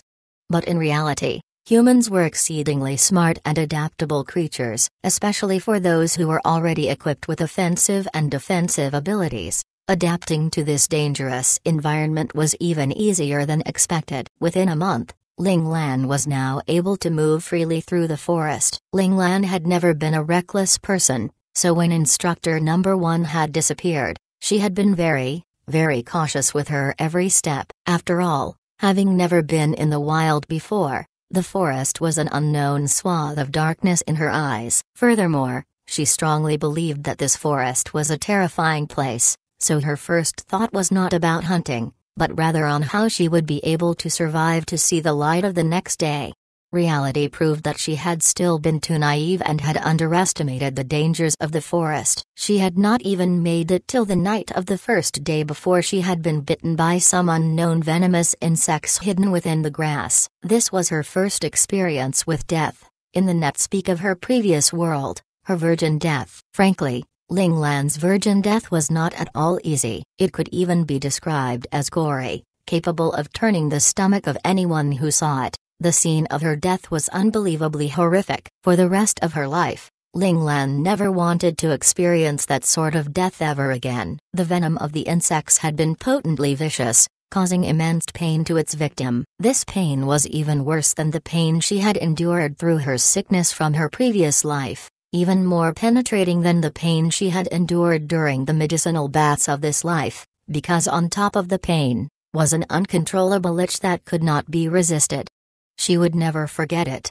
For 3 whole days, Ling Lan had suffered and itched. She had watched as she personally scratched away the bloody flesh from her body bit by bit, and all she had felt then was relief and a perverse sort of pleasure, until her body had been reduced to scraps of skin and flesh hanging on an almost empty skeleton. Only then did she breathe her last breath. Back then, she had thought that that was the end of it, that she was finally free from the torments of this forest, free to go back to reality. But when she opened her eyes once again, she was back where Instructor Number 1 had first dumped her, still within the forest. It was then that Ling Lan realized that this virtual world created by the learning space was not as simple as she had assumed. She would not be able to return to reality just by waiting it out. It was tied up with a mission, so until the mission was completed, she was stuck here, unable to return. Thus, even though she was still traumatized by her first death experience, for the sake of returning to reality, Ling Lan had no choice but to buck up and force herself to continue exploring the forest so that she could complete her mission. Ling Lan had not forgotten what Instructor Number 1 had said. His words had clearly indicated that she was to learn how to hunt. However, when Ling Lan managed to kill one of the forest creatures weaker than her, the learning space did not react at all. This told Ling Lan that she would not be able to accomplish this mission on a technicality. She would most likely have to kill a fierce beast several times stronger than her for it to count. And so she started challenging this primordial forest. She encountered many dangers along the way. Some she managed to escape, while most of the others naturally resulted in her death. She had been devoured by a swarm of ants, eaten alive until she was nothing but bones. She had been ambushed by an adorable-looking animal, small but vicious, ending up as its meal. And she had also died from eating some poisonous fruits by accident, as well as experienced being bitten by some pestilent mosquitoes, dying in the end from the ravages of disease. However, all these countless deaths were not for nothing. Ling Lan gradually learned how to survive in this primordial forest. She absorbed all the knowledge she gained from her deaths, throwing away the kind and softer emotions that were unnecessary here, only keeping her level-headedness and her ruthlessness. From then on, all the creatures in the forest had only two labels in her eyes: threat or food. Through it all, Ling Lan gradually shifted from her initial timid and uncertain self into her current cool and self-composed persona. She could now face any danger without fear, and confidence oozed from her every pore. The entire forest was like her own backyard to her now. She knew all the animals and hazards here as well as the palm of her hand. This time, she had decided to hunt the Swamp King after much thought and consideration. Even though the terrain here was more treacherous than many other areas within the forest, this also meant that the Swamp King had a much lower guard than the other kings of the forest. Due to a lack of contest, the Swamp King was also comparatively weaker, and although the terrain was to the Swamp King's advantage, it wasn't necessarily a disadvantage for Ling Lan either. And so, Ling Lan had set a trap. Her first few attempts all ended in failure, where she often ended up as the Swamp King's excrement, only managing to escape a handful of times. However, every failure added to her experience, and Ling Lan slowly but surely started to grasp the Swamp King's hunting habits. To give the Swamp King a false sense of security, although Ling Lan had been lying in ambush every day, she had not made a move for over a week. Ling Lan could still remember Instructor Number 1's rebuke, saying that she did not know how to mix feints into her attacks, that continuous sneak attacks were not really sneak attacks anymore, and Ling Lan did not want to make the same mistake twice. Finally, today, Ling Lan saw a rare opportunity. Perhaps because Ling Lan had not attacked at all this week, the Swamp King seemed to think that it had killed off all the stupid animals that dared threaten it. Moreover, it had just managed to capture its favorite snack of juicy, tender water snake, putting it in a great mood, and so it had subconsciously let down its guard. Which was when Ling Lan had struck. This time, Ling Lan finally managed to deal a beautiful killing blow, which was also proof that Ling Lan had truly mastered the art of hiding her killing intent, successfully nabbing her prey. As the Swamp King fell dead before her, Ling Lan closed her eyes and reflected on how she had felt back when she had dealt the killing blow. There had been no agitation, no excitement, only cool patience and focus. Ling Lan savored the difference between her previous attacks and this one, and understood that she had been too hasty before, too concerned with the final outcome to maintain her composure. The moment the still pool of her emotions had rippled, her killing intent had seeped out. Ling Lan laughed as her hands tightened into fists. Perhaps she could go back now and leave this godforsaken place behind. Although Ling Lan was no longer afraid of the primordial forest, it didn't mean she liked it here. It was too lonely here. There was no one to talk to, no one to spare her any bit of warmth. She was just about to have a breakdown over the imposed solitude. It was just fortunate that she had great mental fortitude. Otherwise she'd have already been driven insane by now. Just then, Ling Lan sensed a change in her surroundings, coming from right behind her. She did not turn around, but her posture shifted minutely so that she would be ready to defend herself and fight back at any moment. Not bad at all. A familiar voice rang out from behind her, and Ling Lan felt rage roil within her even as she felt a profound sense of relief. Without thinking, she sprung backwards with a dip of her feet, leaning back as she flew through the air, flipped into a somersault, and then facing that man, she resolutely unleashed her leg into a savage kick aimed in his direction. Damn it, Number 1, you bastard. I'll kick you to death. The long-suffering Ling Lan could no longer keep calm. Instructor Number 1 was expressionless as always, seeing Ling Lan's attack. He did not even move his feet, merely holding out two fingers and aiming them at Ling Lan's incoming foot. Bam! The two clashed, producing a rather muffled sound, and Ling Lan felt a huge wave of energy swell from the bottom of her foot. Her entire body was thrown backwards, and that delicate foot that was capable of crushing the Swamp King's skull actually felt a little numb, losing all combat ability in a moment.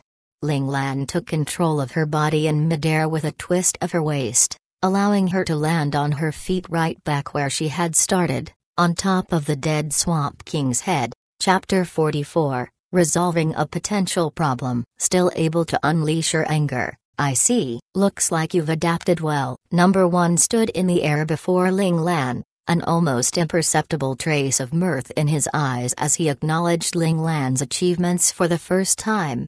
Ling Lan couldn't help the little surge of happiness she felt at Instructor Number 1's words, feeling as if she had been praised by an elder. However, Ling Lan was not so easily placated. Her face stony, she asked huffily, "Instructor Number 1, weren't you afraid that I would be driven insane by this cruel environment?" Ling Lan knew very well that if she hadn't been so mentally resilient, this primordial forest was totally capable of driving a regular adult out of his or her mind, much less an apparent 6-year-old child like her. No matter how talented the child was, he or she would not be able to survive for long in this fearsome forest. Although one could revive countless times in here, the various horrific ways of dying and their realistic rendering upon one's body was more than enough to devastate a child's growing mind, mission notwithstanding.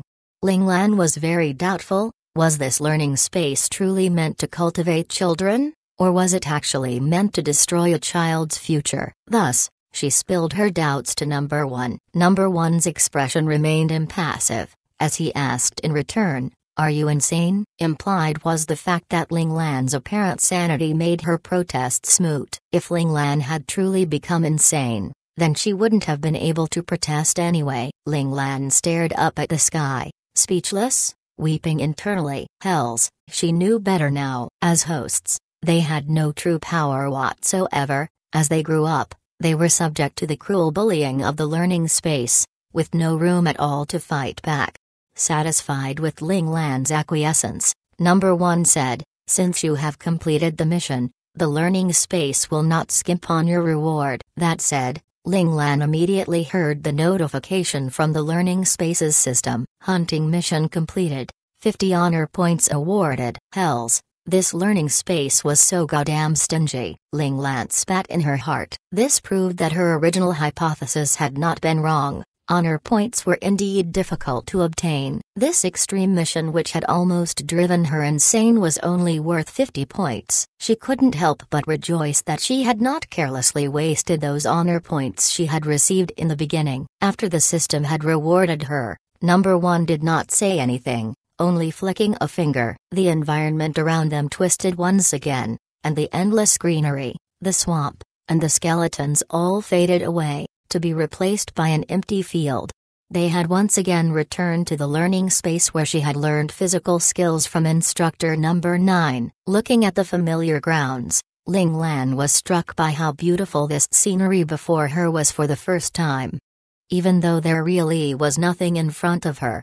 Time is almost up, you should go back. Remember to contain your malevolent aura. Without clarifying further, Instructor Number 1 summarily kicked Ling Lan out of the learning grounds, and in the very next second, Ling Lan had appeared within the Great Hall of the Mind Space. In a corner, Little Four was seated in a thinking pose. As if sensing something, he lifted his head suddenly, and his eyes filled with joy as he saw Ling Lan. Just as he was about to pounce on her, he suddenly leapt back instead, scurrying to hide behind a large pillar in panic. From there, he peeked out warily, and said, "Boss?" Little Four's shiftiness irritated Ling Lan. With a flying leap, she had grabbed hold of Little Four's earlobe before he could react. "Little Four, what are you running away for?" sneered Ling Lan. Although she could do nothing against Instructor Number 1, it was a piece of cake for her to handle the rascal Little Four. "Objection, objection. You promised me that you would never again use violence on me," Little Four protested, jumping up and down in rage, and his initial fear fled. Trying to use violence on him, this must be Boss Ling Lan. Just for a moment, he had mistaken Ling Lan for someone else, a malevolent butcher filled with bloodthirst and killing intent. With an annoyed huff, Ling Lan released Little Four's ear, asking, "Then why were you acting like you weren't sure who I was? Who else would enter this place?" Little Four peered intently at Ling Lan, and then said, "Boss, have you not noticed the changes to your body?" As his voice tapered off, a large full-body mirror appeared before them, reflecting both their images faithfully. Ling Lan lifted her head to look, and immediately understood what Little Four was saying. Now she also understood why Instructor Number 1 had reminded her to contain her malevolent aura when he left. The Ling Lan in the mirror was no longer the wide-eyed innocent she had been. Ferocious eyes, killing intent lingering in her gaze, and the faint air of blood-tinged malevolence around her, all indications that this child was a savage wild beast, fully capable of attacking you the very next second if a chance presented itself. How did this happen? Ling Lan rubbed at her face frantically, trying to soften her expression. If she went out looking like this, she would definitely scare the living hells out of her mother. And even if she did not frighten her mother, terrifying the old staff and guards in the family would not end well either. Under Little Four's assistance, Ling Lan finally managed to rein in the malevolent aura around her. With some effort, she squeezed out a smile, and finally rediscovered the harmless Ling Lan of before. Satisfied, only then did she wave goodbye to Little Four and return to the outside world. Little Four energetically waved goodbye to Ling Lan, sending her off. When Ling Lan's figure had disappeared completely from his sight, he finally gave up supporting himself and slumped to the ground, wiping away a handful of sweat from his forehead. Even if he was beaten to death, he would never admit to Ling Lan that he had been the one to extend the time period of the illusionary environment to its maximum setting. Alright, so Ling Lan's forced stay in the primordial forest was not really Instructor Number 1's fault, but rather due to Little Four's meddling. It could only be said that it was just Ling Lan's misfortune to have such an imbecilic teammate in Little Four. It was pure luck that she hadn't gone mad. Back in the real world, due to Ling Lan's previous diligence, she seemed as weak and fragile as ever, appearing without her newly developed malevolent aura, and so garnered no special attention from the people around her. Still, the very next day, Ling Lan submitted a request for actual combat training to Chamberlain Lin Qin. Naturally, the excuse she used was the final test at the academy, when she had to fight the examiner. She claimed that, because she had never encountered actual combat before, she did not perform well in the exam and failed to get a higher score, resulting in her 17th spot ranking when entering the Central Scout Academy. Ling Lan explained that she could not relax now. Perhaps when she entered the academy, actual combat would be one of the specialized courses she would have to take, and she didn't want to lose face again. Consequently, she wanted to take the initiative before schooling started to train in actual combat. In truth, this was an arrangement requested by Instructor Number 1 to solve the potential problem of her malevolent aura. Malevolent energy should not be contained forcefully over long periods of time. This would harm Ling Lan's body in the long run, perhaps even affecting her growth. Only when she could control her malevolent aura freely, just like her instructors or other battle-experienced veterans, would the problem be resolved. Ling Lan's request moved Lin Qin immensely. What elders loved most was to see their beloved juniors show ambition, aiming for success. Without any hesitation, he summoned the best warriors in the Ling household, and charged them as sparring partners for the young master. In this manner, Ling Lan began her self-torture program in this 1 month before school started. In the morning she fought against the Ling family warriors, while at night she was tormented by Instructor Number 9. At her current level, Ling Lan still hadn't earned the right to be tormented by Number 1. With this continuous cycle of combat every day and night, Ling Lan's tightly contained malevolent aura began to seep out slowly, until she managed to rein it in again, little by little, until it finally disappeared without a trace. In the end, only when Ling Lan had the intent to kill, would her malevolent aura reveal itself. Due to Number 1's timely arrangements, Ling Lan safely passed the time when her secret could be discovered. Meanwhile, only 2 days were left till the start of school. Chapter 45. Who wants to kill Ling Lan? On the official first day of school, Ling Lan refused Lan Luofeng's attempts to send her to school, only allowing Chamberlain Lincoln alone to go with her and register. It couldn't be helped. Ling Lan's eyelid had been twitching ever since she woke up early in the morning, and although she tried to convince herself not to be superstitious, just in case, for safety reasons, Ling Lan was determined to leave her defenseless mother at home.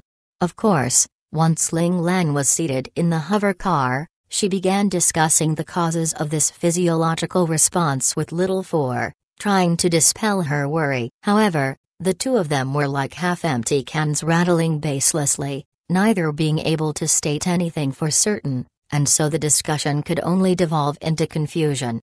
Looking at the dizzy spirals of confusion that used to be Little Four's eyes, the chagrined Ling Lan decisively ended their fruitless discussion. She summarily concluded that the phenomenon was an unsolvable mystery, which somehow earned her the gullible Little Four's awestruck gaze. Even as Ling Lan basked in that gaze, she turned away so that Little Four was out of her sight. Hells, it was never her intention to dazzle an underage child with lies. Just as Ling Lan was trying to dispel the guilt she felt at her deceit, her gaze narrowed and she lifted her head to look out the car window. At the same time, Chamberlain Lincoln beside her had also sensed the danger, and with a grim expression, he said, "Ling 07, switch into full-body emergency defense mode, and send out a distress signal." "Yes." Orders acknowledged by Ling 07. As the Master's designated vehicle, Ling 07 was no ordinary hover car. As Ling 07's voice faded, Ling Lan saw that the transparent areas of the inner car were abruptly covered by another equally transparent defensive layer. Meanwhile, she and Chamberlain Lincoln had been securely buckled into their seats by safety belts which had sprung out from the seats. Then, Ling 07's speed kicked up a notch and it flew forward rapidly. Still, despite Ling 07's new accelerated speed, they still did not manage to dodge the opponent's attack. A cold glint flashed through Ling Lan's eyes and she gripped the handlebar beside her with both hands. Crash! A huge energy wave flipped the hover car and sent it spinning. Ling 07 struggled with all its might to regain control of its unstable body. Warning! Warning! Body integrity at 71.28%, energy consumption at 22%. "We can only withstand the same attack 2 more times," reported Ling 07 as it finally regained control of its body. Ling 07, abandon preset route. Implement irregular driving, throw them off as much as you can. Lincoln's eyes shone with ruthlessness. He would never let these people off for daring to try and harm the hope of the Ling family. Yes, Ling 07 diverted from its usual movement style. Not only did it increase its speed to 2.2 horsepower, it also began moving in random directions every so often, evading the enemy's long-distance attacks again and again. Inside the car, Lincoln calmly tugged open a buckle in front of his seat and a large box appeared before Ling Lan. In it was a protective vest, as well as an assortment of weapons. Already educated in this respect, Ling Lan knew that the weapons in the box included a Type 2 particle beam submachine gun, a portable cold fusion gun, 2 flash grenades, 2 tear gas grenades, a smoke grenade, and of course, 2 ultra-lithium alloy short swords for melee combat. In the words of her previous world, the 2 short swords were so sharp that they could slice through iron as if it were soil, and could split a strand of hair if the wind blew it across their edges.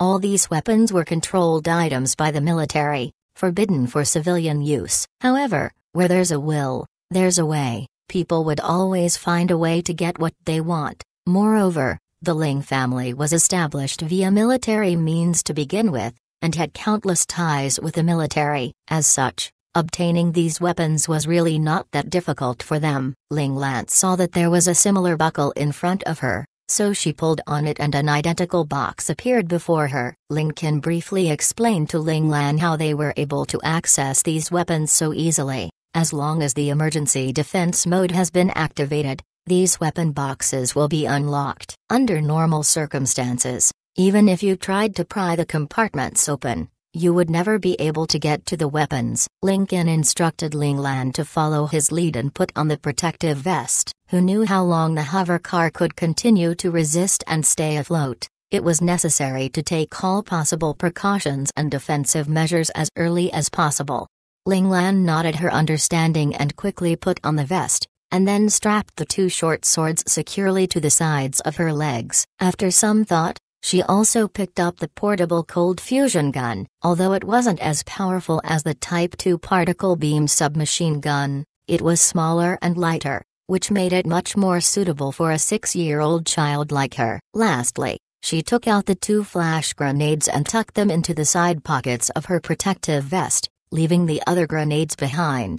The usefulness of a weapon was not decided by its firepower, but by its suitability. Ling Lan had learned this principle well from both her Ling family tutors and the learning space. Seeing her choices, Lincoln nodded approvingly. Ling Lan had selected only those weapons which suited her. Although the other 2 grenades were very good for harassing the enemy, since they didn't have the proper protective gear, the grenades wouldn't be of much use to them.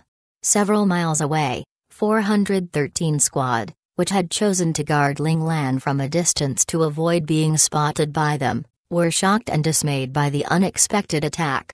FCK, brothers, charge if you don't want to die. Piloting his own mecha, 413 rushed swiftly towards the scene. Inside the mecha, his entire face was white. If any harm befell Ling Lan, he would certainly be flayed alive by his demon commander. All this time, 413 Squad had been having a pretty easygoing time of it. Ling Lan wasn't an active and rambunctious child who liked to run about. This made their job very easy, only needing to patrol around the perimeters of the Ling household every so often. The 6 of them pushed their mechas to the max, the sirens on their mechas wailing as they rushed in Ling Lan's direction. As they got closer and closer to the scene, "Watch out, Scatter!" 413, who was in the lead, felt his hairs stand up, and he rolled to one side with a loud bellow. 6 figures scattered apart as a powerful beam of cold light shot through their original path. Number 2, unharmed. Number 3 mecha, right foot frozen. Number 4, everything's normal. Number 5, lost control of left hand. Number 6, no damage. The 5 members of the squad immediately reported their status to 413. Only number 3 and number 5 had received damage in that last attack. Number 4, number 6, protect number 3, number 5, number 2, with me against the enemy, ordered 413. Yes, sir. Just then, a team of mecha troopers flew in from various angles to convene in front of 413. Their neat standardized mecha, equipped to the teeth with weaponry, betrayed the savage nature of the enemy, causing 413's face to become as dark as a thundercloud. 413 turned on his communication button. "What unit are you from? What is your intention?" This type of standardized mecha and its full set of arms were only available within military channels. The military would never allow this sort of weaponry to fall into civilian hands, meaning that these people had to have come from the military. And to be able to send out a squad of mecha troopers without alerting anyone, it had to be someone from the upper levels of the military. So, who in the upper ranks of the military wanted Ling Lan dead? Could it really be the mole concealed within the military? Still, just for the sake of one small promising seedling. Was all this firepower really necessary? Were they not afraid of exposing themselves? At this point, 413 was still unaware that Ling Lan was Ling Zhao's child. If he knew, then perhaps he would understand why someone would put so much effort into killing Ling Lan.